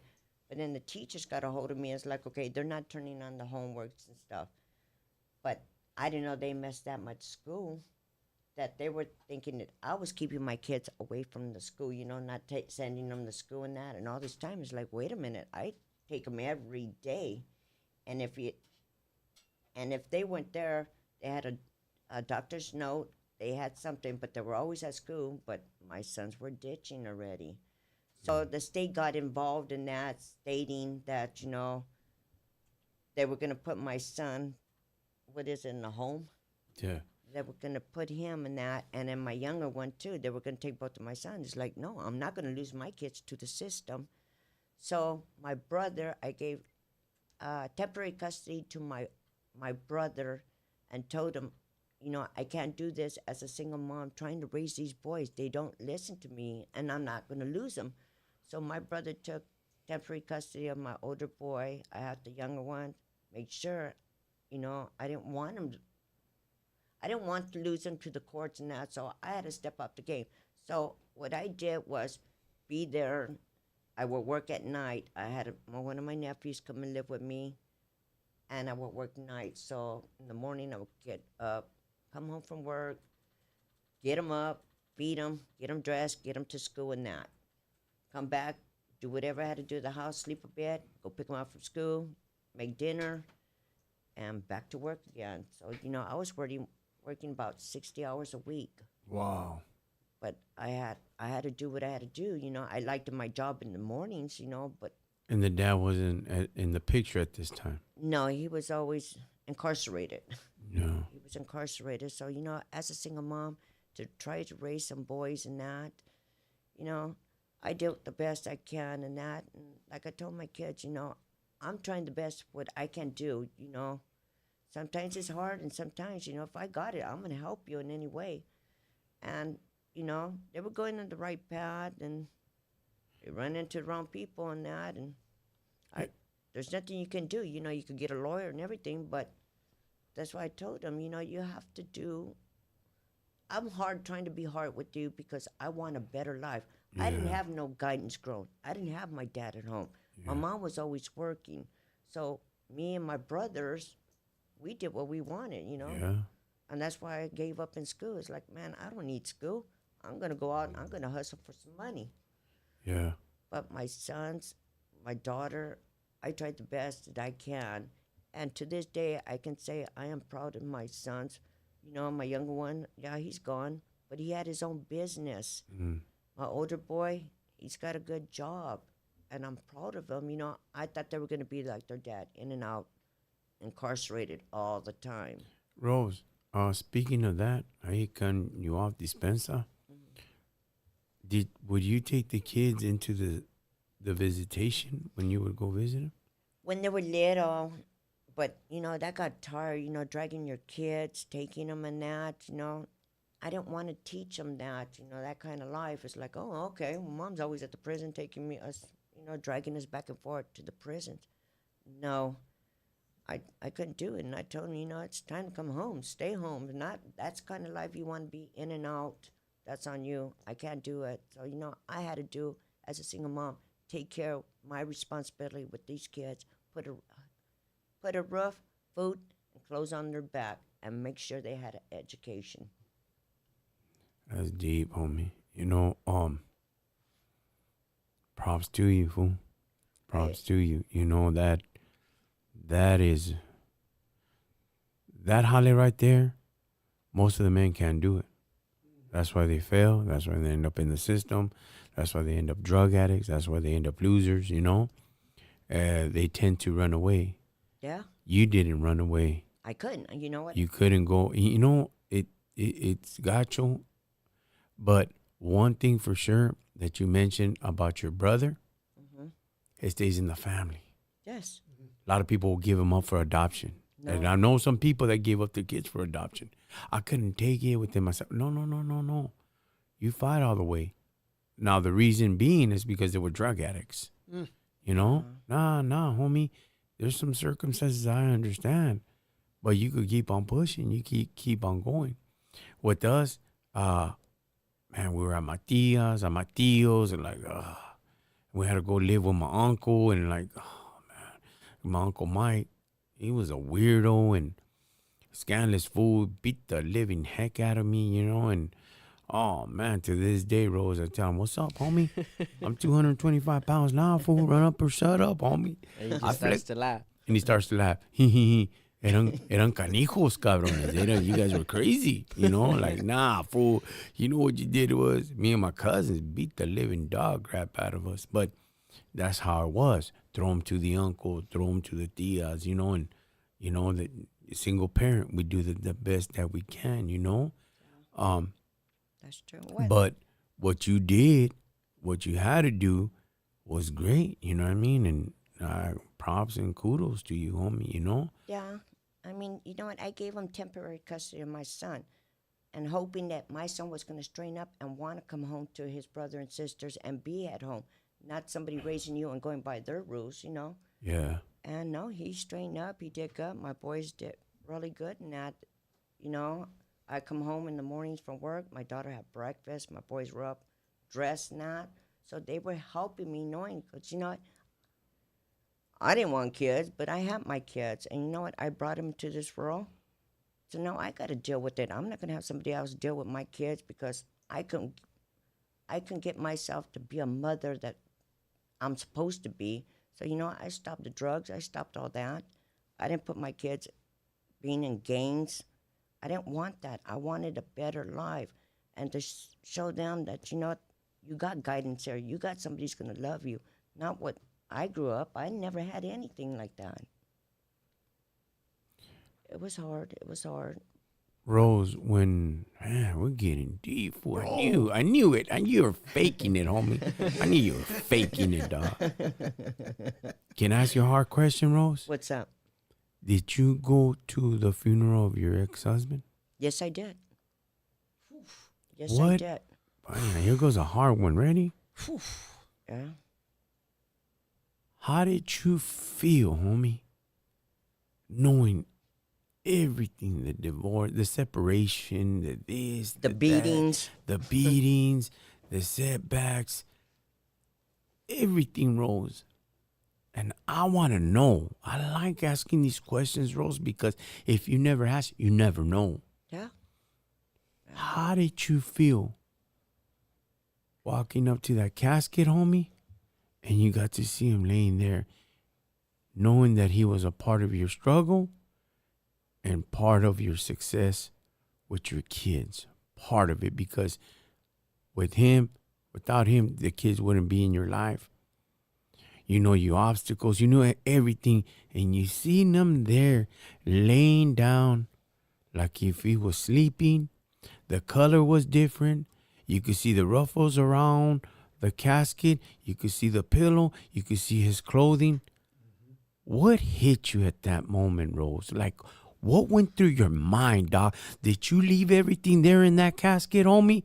Or did you just walk away with your head up high and your shoulders back and swallow your pride and kept on stepping back to California? I forgave him. I forgave him. You know what? Like God says, you know what? You love your enemy. And I did it for my kids, you know. I know my daughter was broken. My sons didn't have nothing to do, you know, as they got older and that. They didn't want nothing to do with their father. But I told my sons, you know, that is your father, regardless if he was there and he wasn't. You still have to show, you know, go with your go with your sister and be there for your sister. She needs you, and for your grandmother.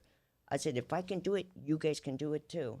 So, you know, I went up. I was there for my kids, and his other kids were there too. It was hard, but you know what? I had forgave him for everything, for what I went through. And it made me a better person not being around him because I got off the drugs. I wasn't getting my ass kicked no more from him. I wasn't there. He wasn't cheating no more. You know, I forgave him. It's like God, I forgive him for what? And before he died, a year before that, he gave himself to the Lord. He gave himself to the Lord. I mean, because he was one of those. But, you know, I forgave him and that. And, you know, I told God, you know, And I told his mother too. She was apologizing for her son. It's like, why do you have to apologize? As us as parents, we try to make our kids as best as we can. But are they going to listen to us? We want them to go right, but they turn left on you. You know what? Nothing you do is pray for them. It's like, please, Lord, save my son. Don't go this way. Come this way. And that's why I said with my sons, I was proud of my sons when they got out and that, and they did right. I thought they were going to be in and out, in and out. Nope. They stood out. They got their own companies. They're doing really good.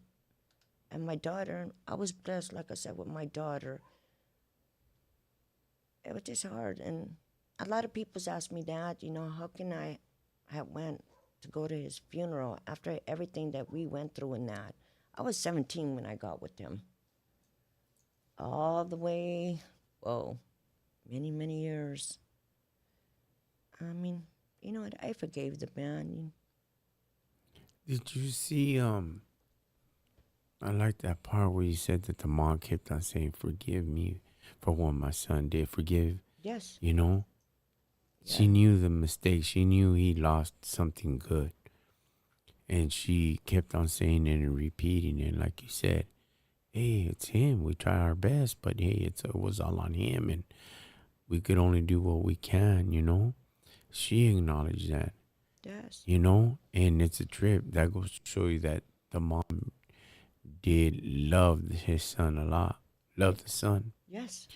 But I believe, I'm not lying, Rose. I think after all that, because we heard what you went through, we had heard everything, but you were in your position, and and we let you do what you had to do, and we helped you in any way, shape, or form that we could. Yeah. With little man or whatever, But I think that that made you a better person after that happened with your the forgiveness. You have to forgive. It's just like what I'm going through right now with my son. That's a deep. Is like, I still haven't got the answers. We do got a private investigator on it. And a lot of things that, what I'm hearing, what he tells us and that, shares with us and that. Am I not hard? I know I have to forgive when it does come to justice. God's going to be the one to judge people. And I just got to move forward and be there for my kids and my grandkids to show them that, there is evil people, but you got to forgive. That Rose, that's a tough one, homie. And it is, but you know what? I don't want to think how I was back in the days. I don't not want to see that because I don't want my kids to go that way. And it's like, forget it. I'm down. It's like, no. Took me 30 years, Rose. 30 years to go see the plot of my son. 30 years. It's like yesterday, what? You can always feel that emptiness. I'm broken, and that's how I feel all the time. But you know what? Like when you call me and that, let's go film, whatever, we go all out or whatever, and I go out. You know what? Yeah, I may be out there dancing. I may be smiling and that, but in the inside, I am broken. Yeah, it's true. And the hard thing, Rose, with me, for my forgiveness, 30 years to go see the plot. Mm-hmm.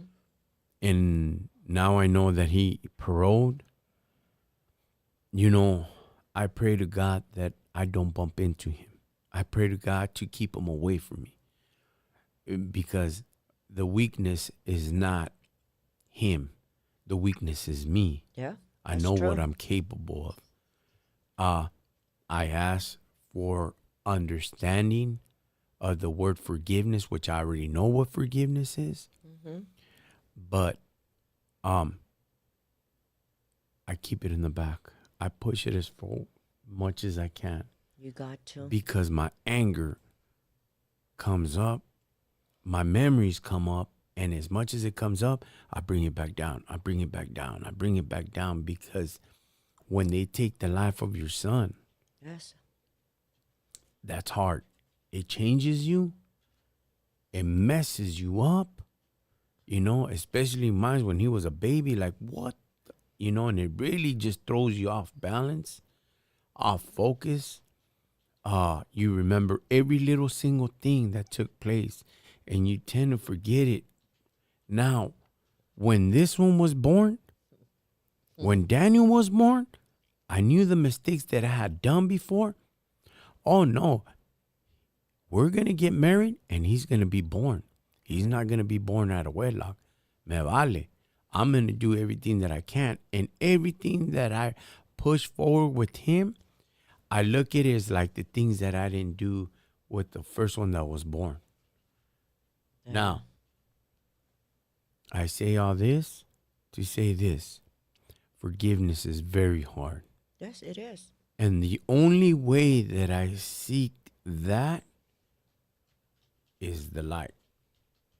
Because anger and darkness creeps up in my mind, my heart, and my spirit faster than the light does. So I seek the light more for guidance and understanding and let things be. Vengeance is mine, says the Lord. And I have to keep on looking at that. Vengeance is mine. Vengeance is mine. And the first thing that creeps into my mind, Rose, the first thing that creeps into my mind, especially when Daniel does certain things, and he said a comment one time, why do I gotta be the oldest? Oh, it just revved up so many feelings and emotions and anger and everything because he don't know what I've been through. He don't know the whole story. Yeah. And the first thing that creeps up in me, Rose, like, you ain't no chavala. You gonna let him do that? Oh, I gotta shut it down. Shut it down, Rose. Shut it down. Shut it down. I need the light. I need the light. I keep on seeking the light because if I don't seek the light, darkness creeps all over me. Yes. And then I want the vengeance. Then I want this. Nah. If that man could live with himself with all that, he was never really a man. That's true. That is so He true. was never really a man. I look at people like that take people's lives when they're not even looking. Hey, homie, look at his eyes, homie. When they least You can't be a expect. man, homie. You can't be a man. I have different theories than what people think or whatever because I live that lifestyle. But in reality, if that vato could live with himself, that's a man. That's on him. He's not a man. That's a coward to kill a child like that, Yes. So as you go through all that, where you got to pray and you got to forgive and all that, that's an everyday struggle. That's every day. Well, You know? that's why I came back to LA. Because I know myself, the anger, the hurt, not knowing what happened to my son. Yeah. I came back and I pray every night. It's like, take this evil from me. Because I know myself and that. And I wouldn't care.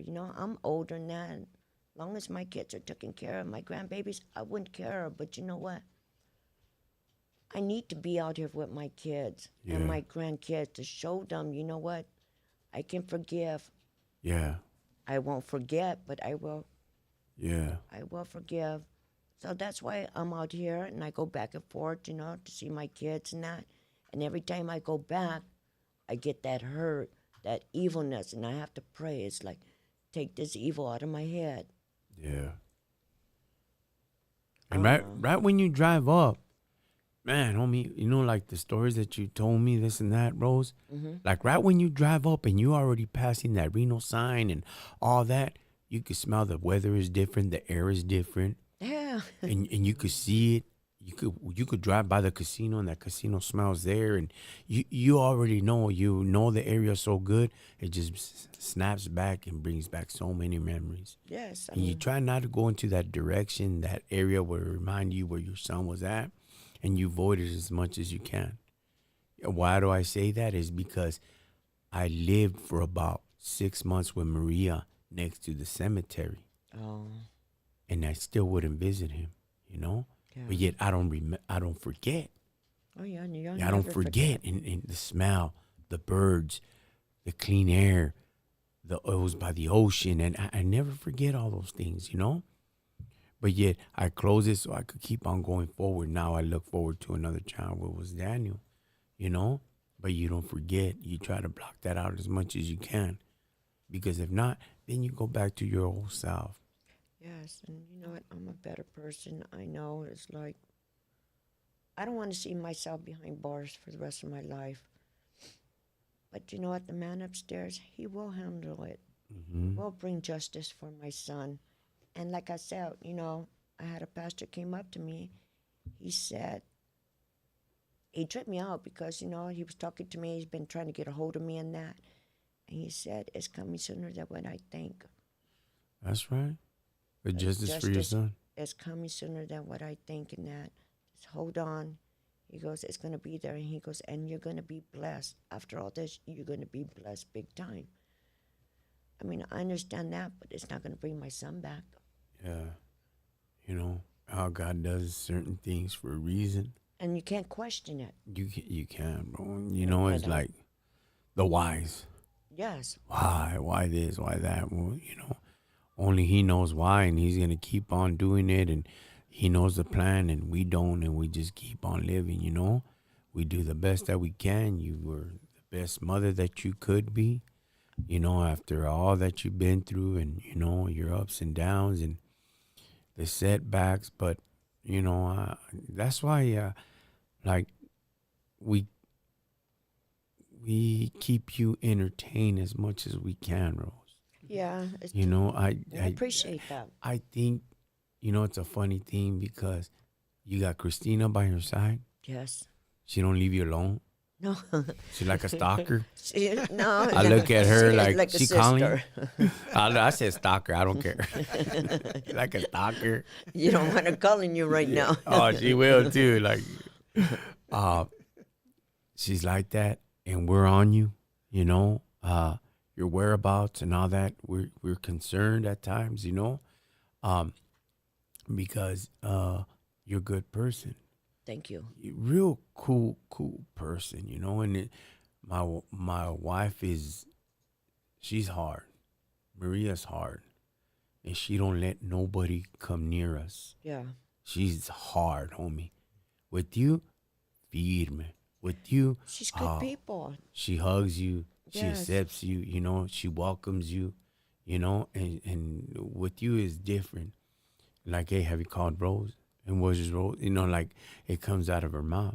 We're concerned, you know, she's concerned, and you're real cool people to work with, you know, and we're gonna keep it working that way. We're gonna keep it going that way, and the more that we get to see you, the more that we get to work with you, and the more we get to understand your ups and downs, the more that Yes. we're blessed, because it gives us hope. It gives us vision. It gives us like, hey, if you could do it, we could do it too, you know? I question all those things, and I've told Daniel that. You ever sit down and think and do this? You ever sit down and, you know, I know he's young, but the good thing that he'll catch certain things, you know? Yes. But it's true, you know, we all live and we learn, Yes. you know? But yeah, that's deep, bro. It's about being a single parent, and I had to ask that question, you know? A lot of times people will get mad or heartbroken, and when they see the individual that caused all the mayhem, and, you know, I had an old business partner, and trip out on this story, and we knew the wife. We knew, you know who we're talking about, Daniel. Yeah. And everything was cool. They had money, they had cars, they had houses and everything. And, you know, the wife started deteriorating. And we didn't know the whole story and whatnot, you know. But there was things there that dad had done.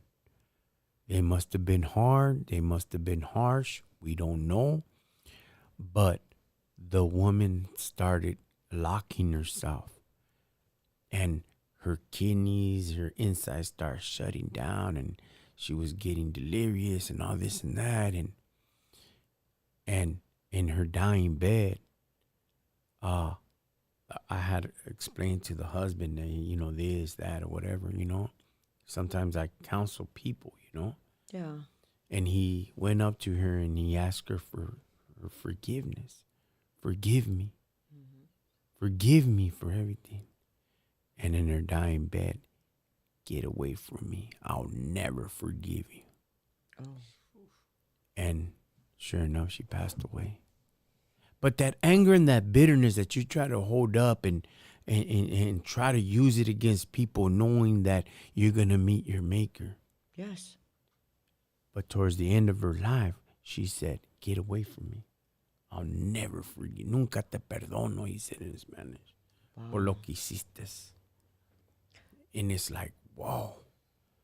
When you're about to meet your maker and you don't forgive that person that's there, that provided. I don't know the story.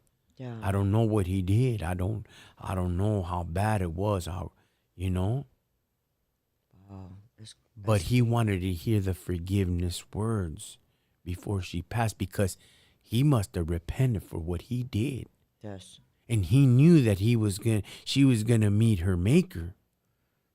Leave that behind, because I already know you have bitterness and anger in your heart. Leave that here. Don't take it with you. She took it with her, homie.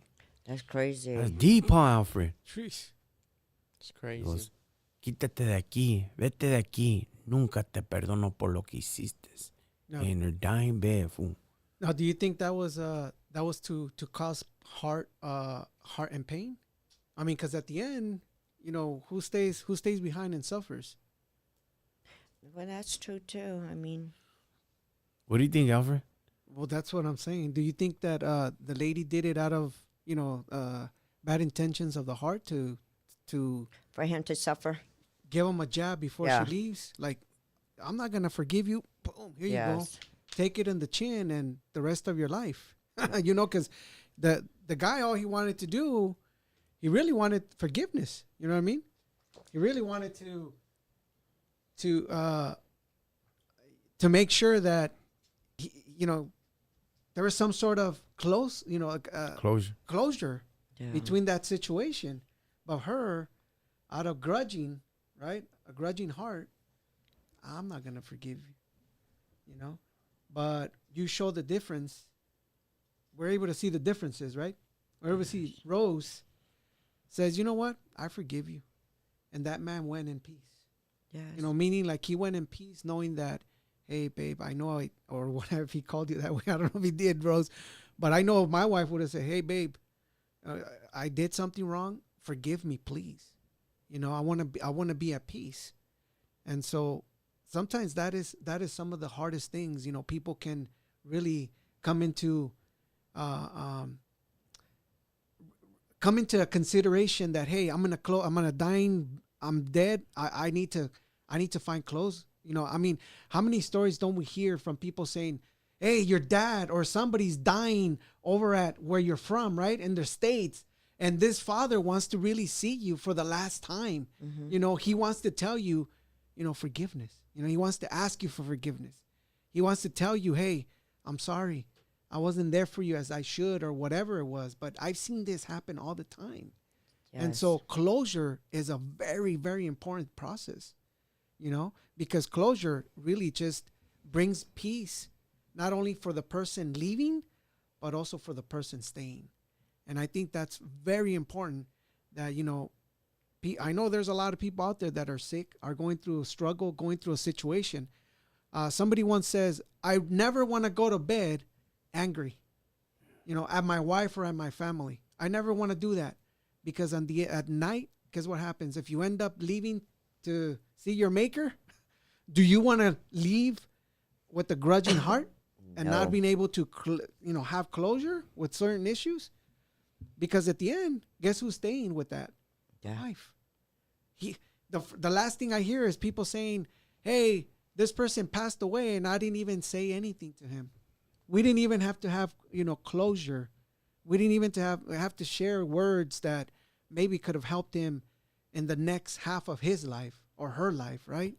So, yeah, Or they'll put up a video yeah. and with that song. Who sings it?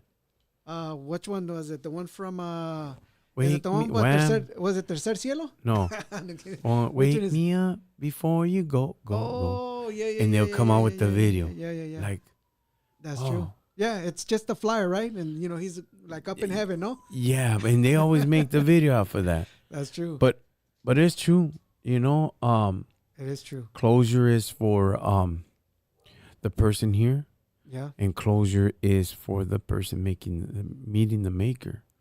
You know, but harsh words like that, like "Ay, güey," Yeah. you know, Yeah. you wouldn't want to leave, even if she just did it intentionally or non-intentionally. Let's go with the non-intentionally, Yeah. just for pa que él sufra. Exactly. Intention of the heart. Yep. Wow, that's That's still a crazy. sin by thinking about it. Yeah. and you're That's still a sinning. sin because you coming out with that and you really tormenting his mind. You know, that's a scheme. That's a sin. You know, that's hard, homie. You know, you wouldn't want to leave Earth like that, homie. You know, Yeah. that's deep. Imagine that, Rose. I know. Sácate de aquí. Nunca te perdono. Let me say it in English. Can I say it? Go for it. It says, get the hell out of here. Well, Get yeah, away kick from me. rocks, I would beat it, never, yeah. jam. For I will never forgive you for what you did. Well, see, on his part, you know, my kid's father, Sparky, him, I mean, I hadn't talked to him from years, you know. I had another relationship. He was with somebody else and that, but he would keep in touch with my daughters. And one day, my daughter goes, "Hey, my dad wants to talk to you." It's like, what does he want? So I got on the phone, and he told me, you know what, he is sorry for what he put me through in life with them and that, but that he is grateful that I did a good job with the kids and that, you know, I stepped up. I was the mom, I was the dad that took care of them and that. Yeah. He goes, even though that his boys don't want to talk to him, he goes, "But my daughter, she talks to me and that. And I want to thank you for, you know, being there, raising those kids, not giving up on them." And a week later, he died. He He died. knew his time was coming. Yes, I mean, you know what? He got saved a year before that, and it was a trip, you know, for him to come. I was like, what does he want? And I told him, I forgive you. You know what? I don't look back. You know what? It is what it is. You know what? I move forward. I dealing with the kids and stuff and that, and I forgave you a long time ago. People ask me, they ask me so many questions about you. Huh, Daniel? So many. So many questions. I'm like, we don't ask her these questions. We don't care. We're just there to work, chop it up, clown, make our time go by smooth. You know, we just do us, you know, and Yeah. these questions that we ask, I never asked you those questions, you know. No, you never. And it's beautiful. I love the fact that we get to come here. I love the fact that she's open to come here, Alfred. Mm-hmm. And I love the fact that your family is open to have this Oh yeah. talk, conversation, YouTube, social media. And I want you guys to know something. We don't make money out of this. No. We don't pay each other. Sometimes I give a blessing to his family. Sometimes I don't, you know, towards Alfred's family. But all these cameras, all these professional things, us sitting up here, it's for us and it's for you guys. You know, do me a favor, you guys. Share it, homie. Share it, because the more you share it or subscribe to YouTube, or the more that you like and request it for somebody and break it down to them, homie, you know, it's good to have this social media, homie. It's going to bring you car shows, good times, bad times. And one thing you ain't going to see here, homie, smoking Yesca, chopping it up, drinking, cussing up a whole storm and a cloud of smoke here, and hyenas and G-strings, bikinis. You know, we ain't going to do all that, dog. We ain't going to do none of that, homie.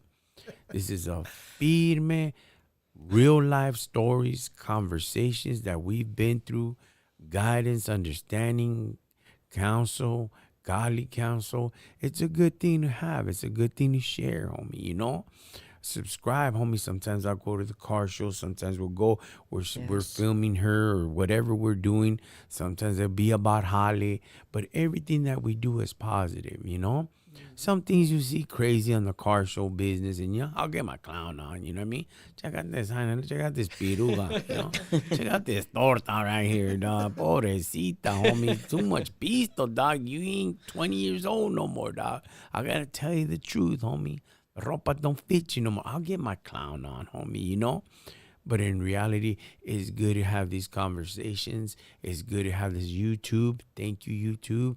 Facebook. Thank you guys have always supported me, and we could all use this glitch. We could all use this knowledge, homie. That's why I like bringing real life stories up in front of you, homie. They're not might be for the kids, but if the kids is in that position of him falling or going in through the system, hey, sit them down and hear these stories. Cut them up, man. You're more than welcome to share my clips. You're more than welcome to use a little clip that's going to be beneficial. They've chopped up my clips and they used them for their internet and whatever. And I get mad. I ain't going to lie. But then I shut myself down. Do you know why? It's because so what if that other person gets a credit and I don't? But the positive word, the godly word goes out. And I get my blessing too. And that's what I've understood. But thank you guys for tuning in. There's a phone number if you guys want to call in. On Facebook, what is it, homie? Let me see the number. It's 714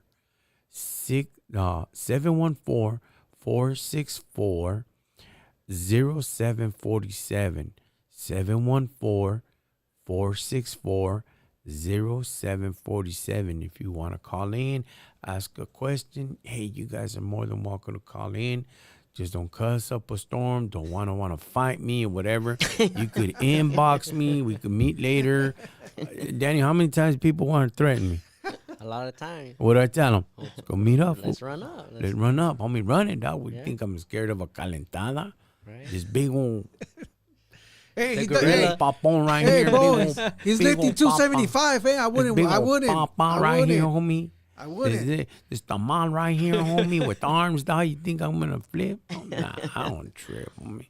You know, but Man, let it- them know too, Rockin Chicano. You know, if they got a story and that they've been through some of that, we would love to have them on here. Come on here. that's one thing about Rose. She's been pushing me. You No, know, I'm serious, you know. which is true. You know what I mean? It's right, Rose. Go ahead. Yes, I mean, you know, I've heard so many different stories, you know, and that's why I tell you, you know, it's invite somebody, you know, to let them know for others can hear their stories and that what they've been through, how they grew up. Rose, how many times you get stopped? Too many. Oh, and they go like this. Watch out. Put the camera on me. Oh, it's on me? It's on me, you, right? It's on you.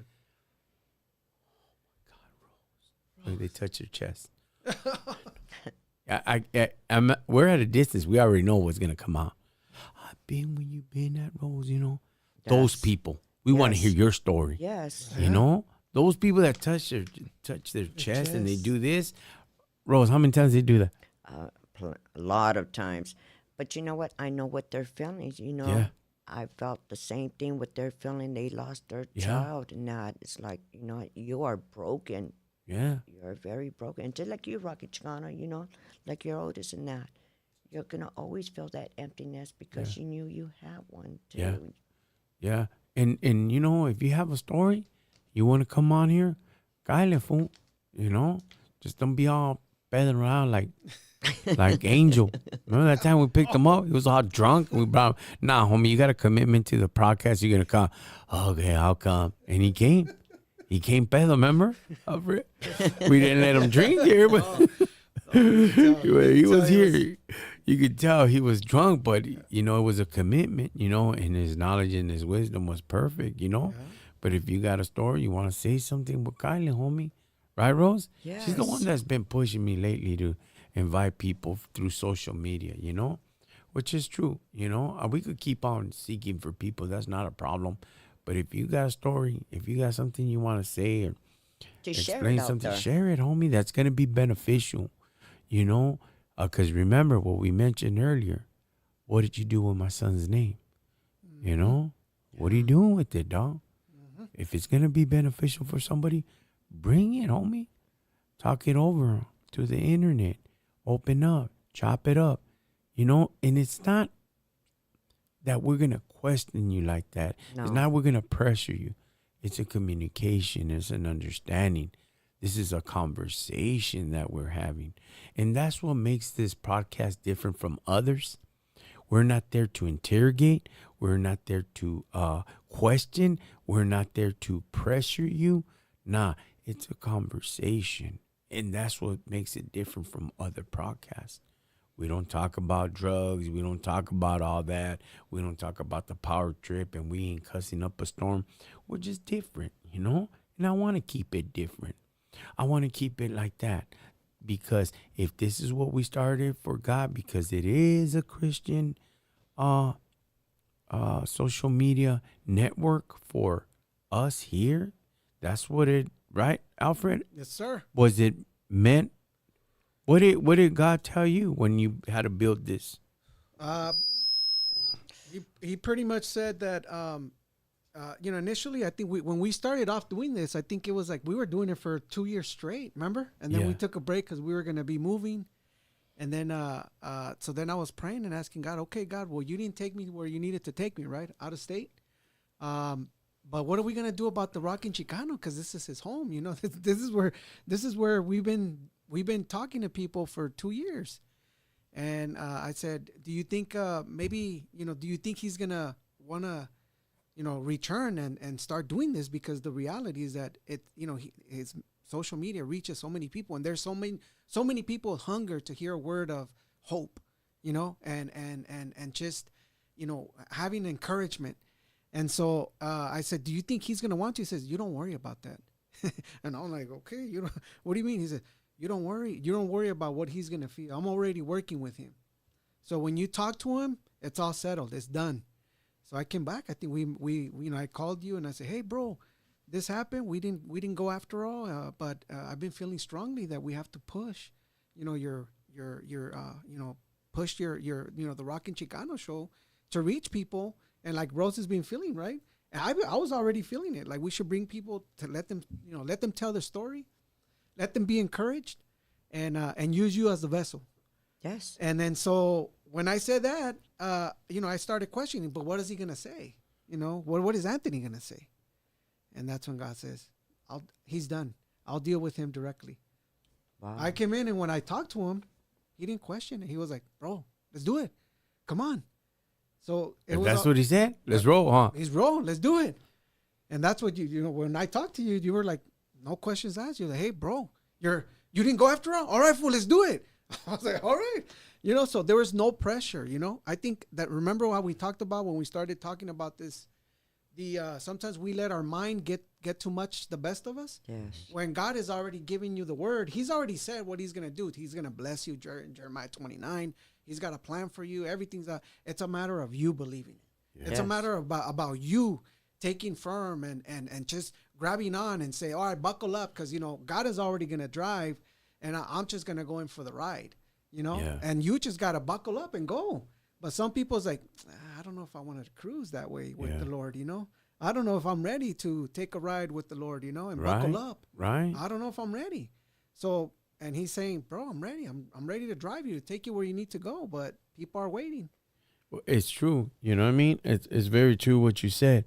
That people right away get stuck and all this and Yeah. that. Stiff. Look, Stiff. if you wanna come out here, I have a guy that he's supposed to be coming, and he's like, nah, bro. I go, man, you got a good story, bro. But look, Holmes, you say you listen to me, you follow, man. I would love to hear your knowledge and wisdom, And he's gonna come, right?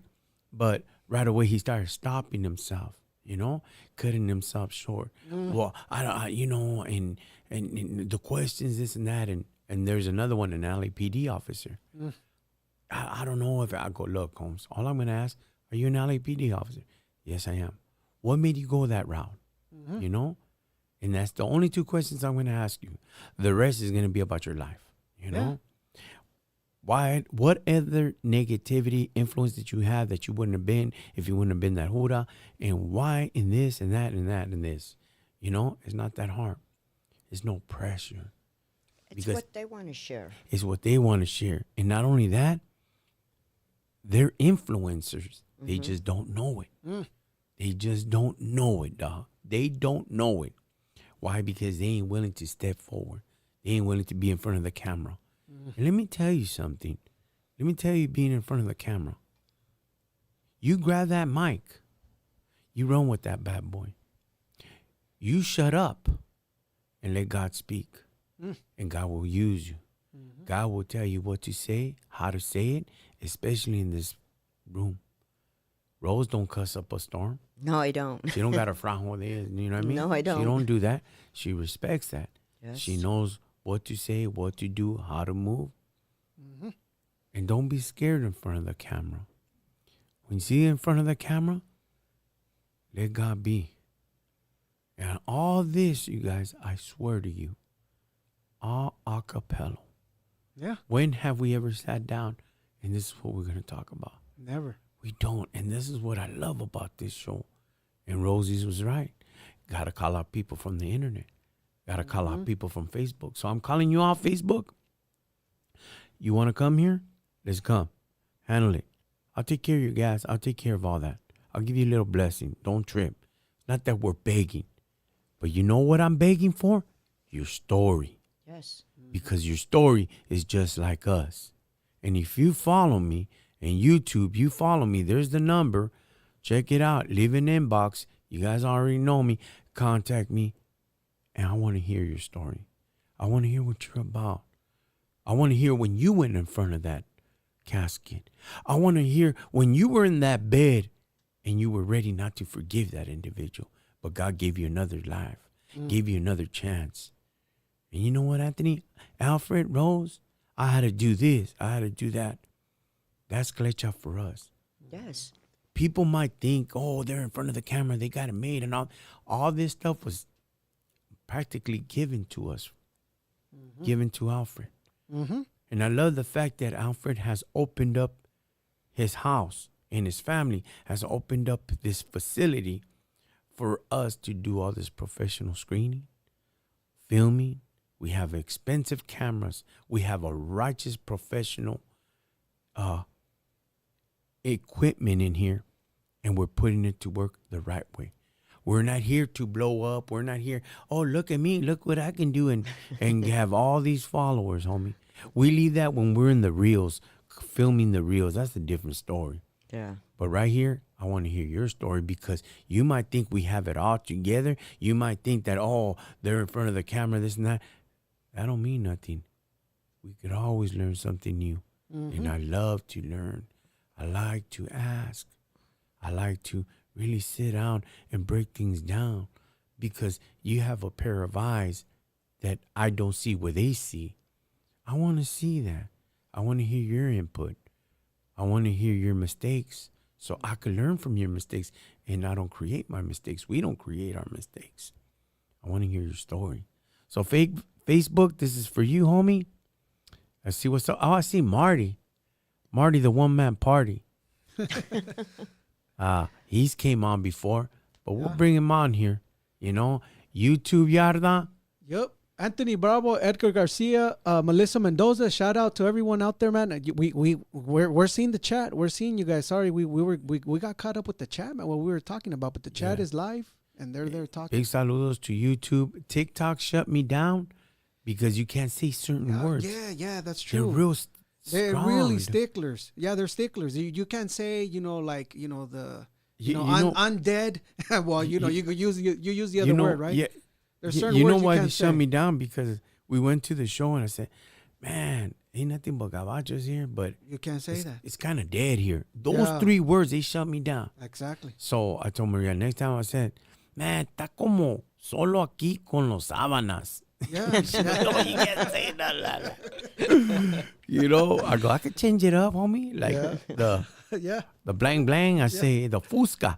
You know what I mean? So just got to change certain Change the words. words. Yeah. Pero that grows pretty big.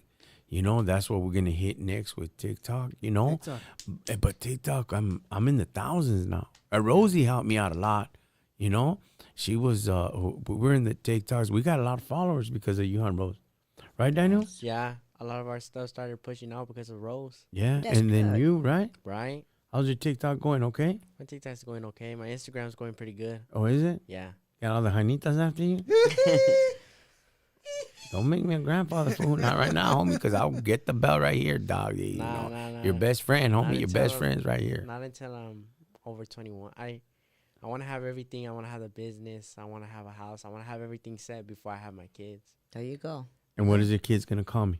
OG. That's right, homie. You gotta recognize, dog. They're Are they like, gonna, are "What's you gonna up, let them? OG?" Are you gonna let them call me grandpa? Nah, they can call you OG. Sup, sup, homito. Veterano. Look at that. What's up, homito?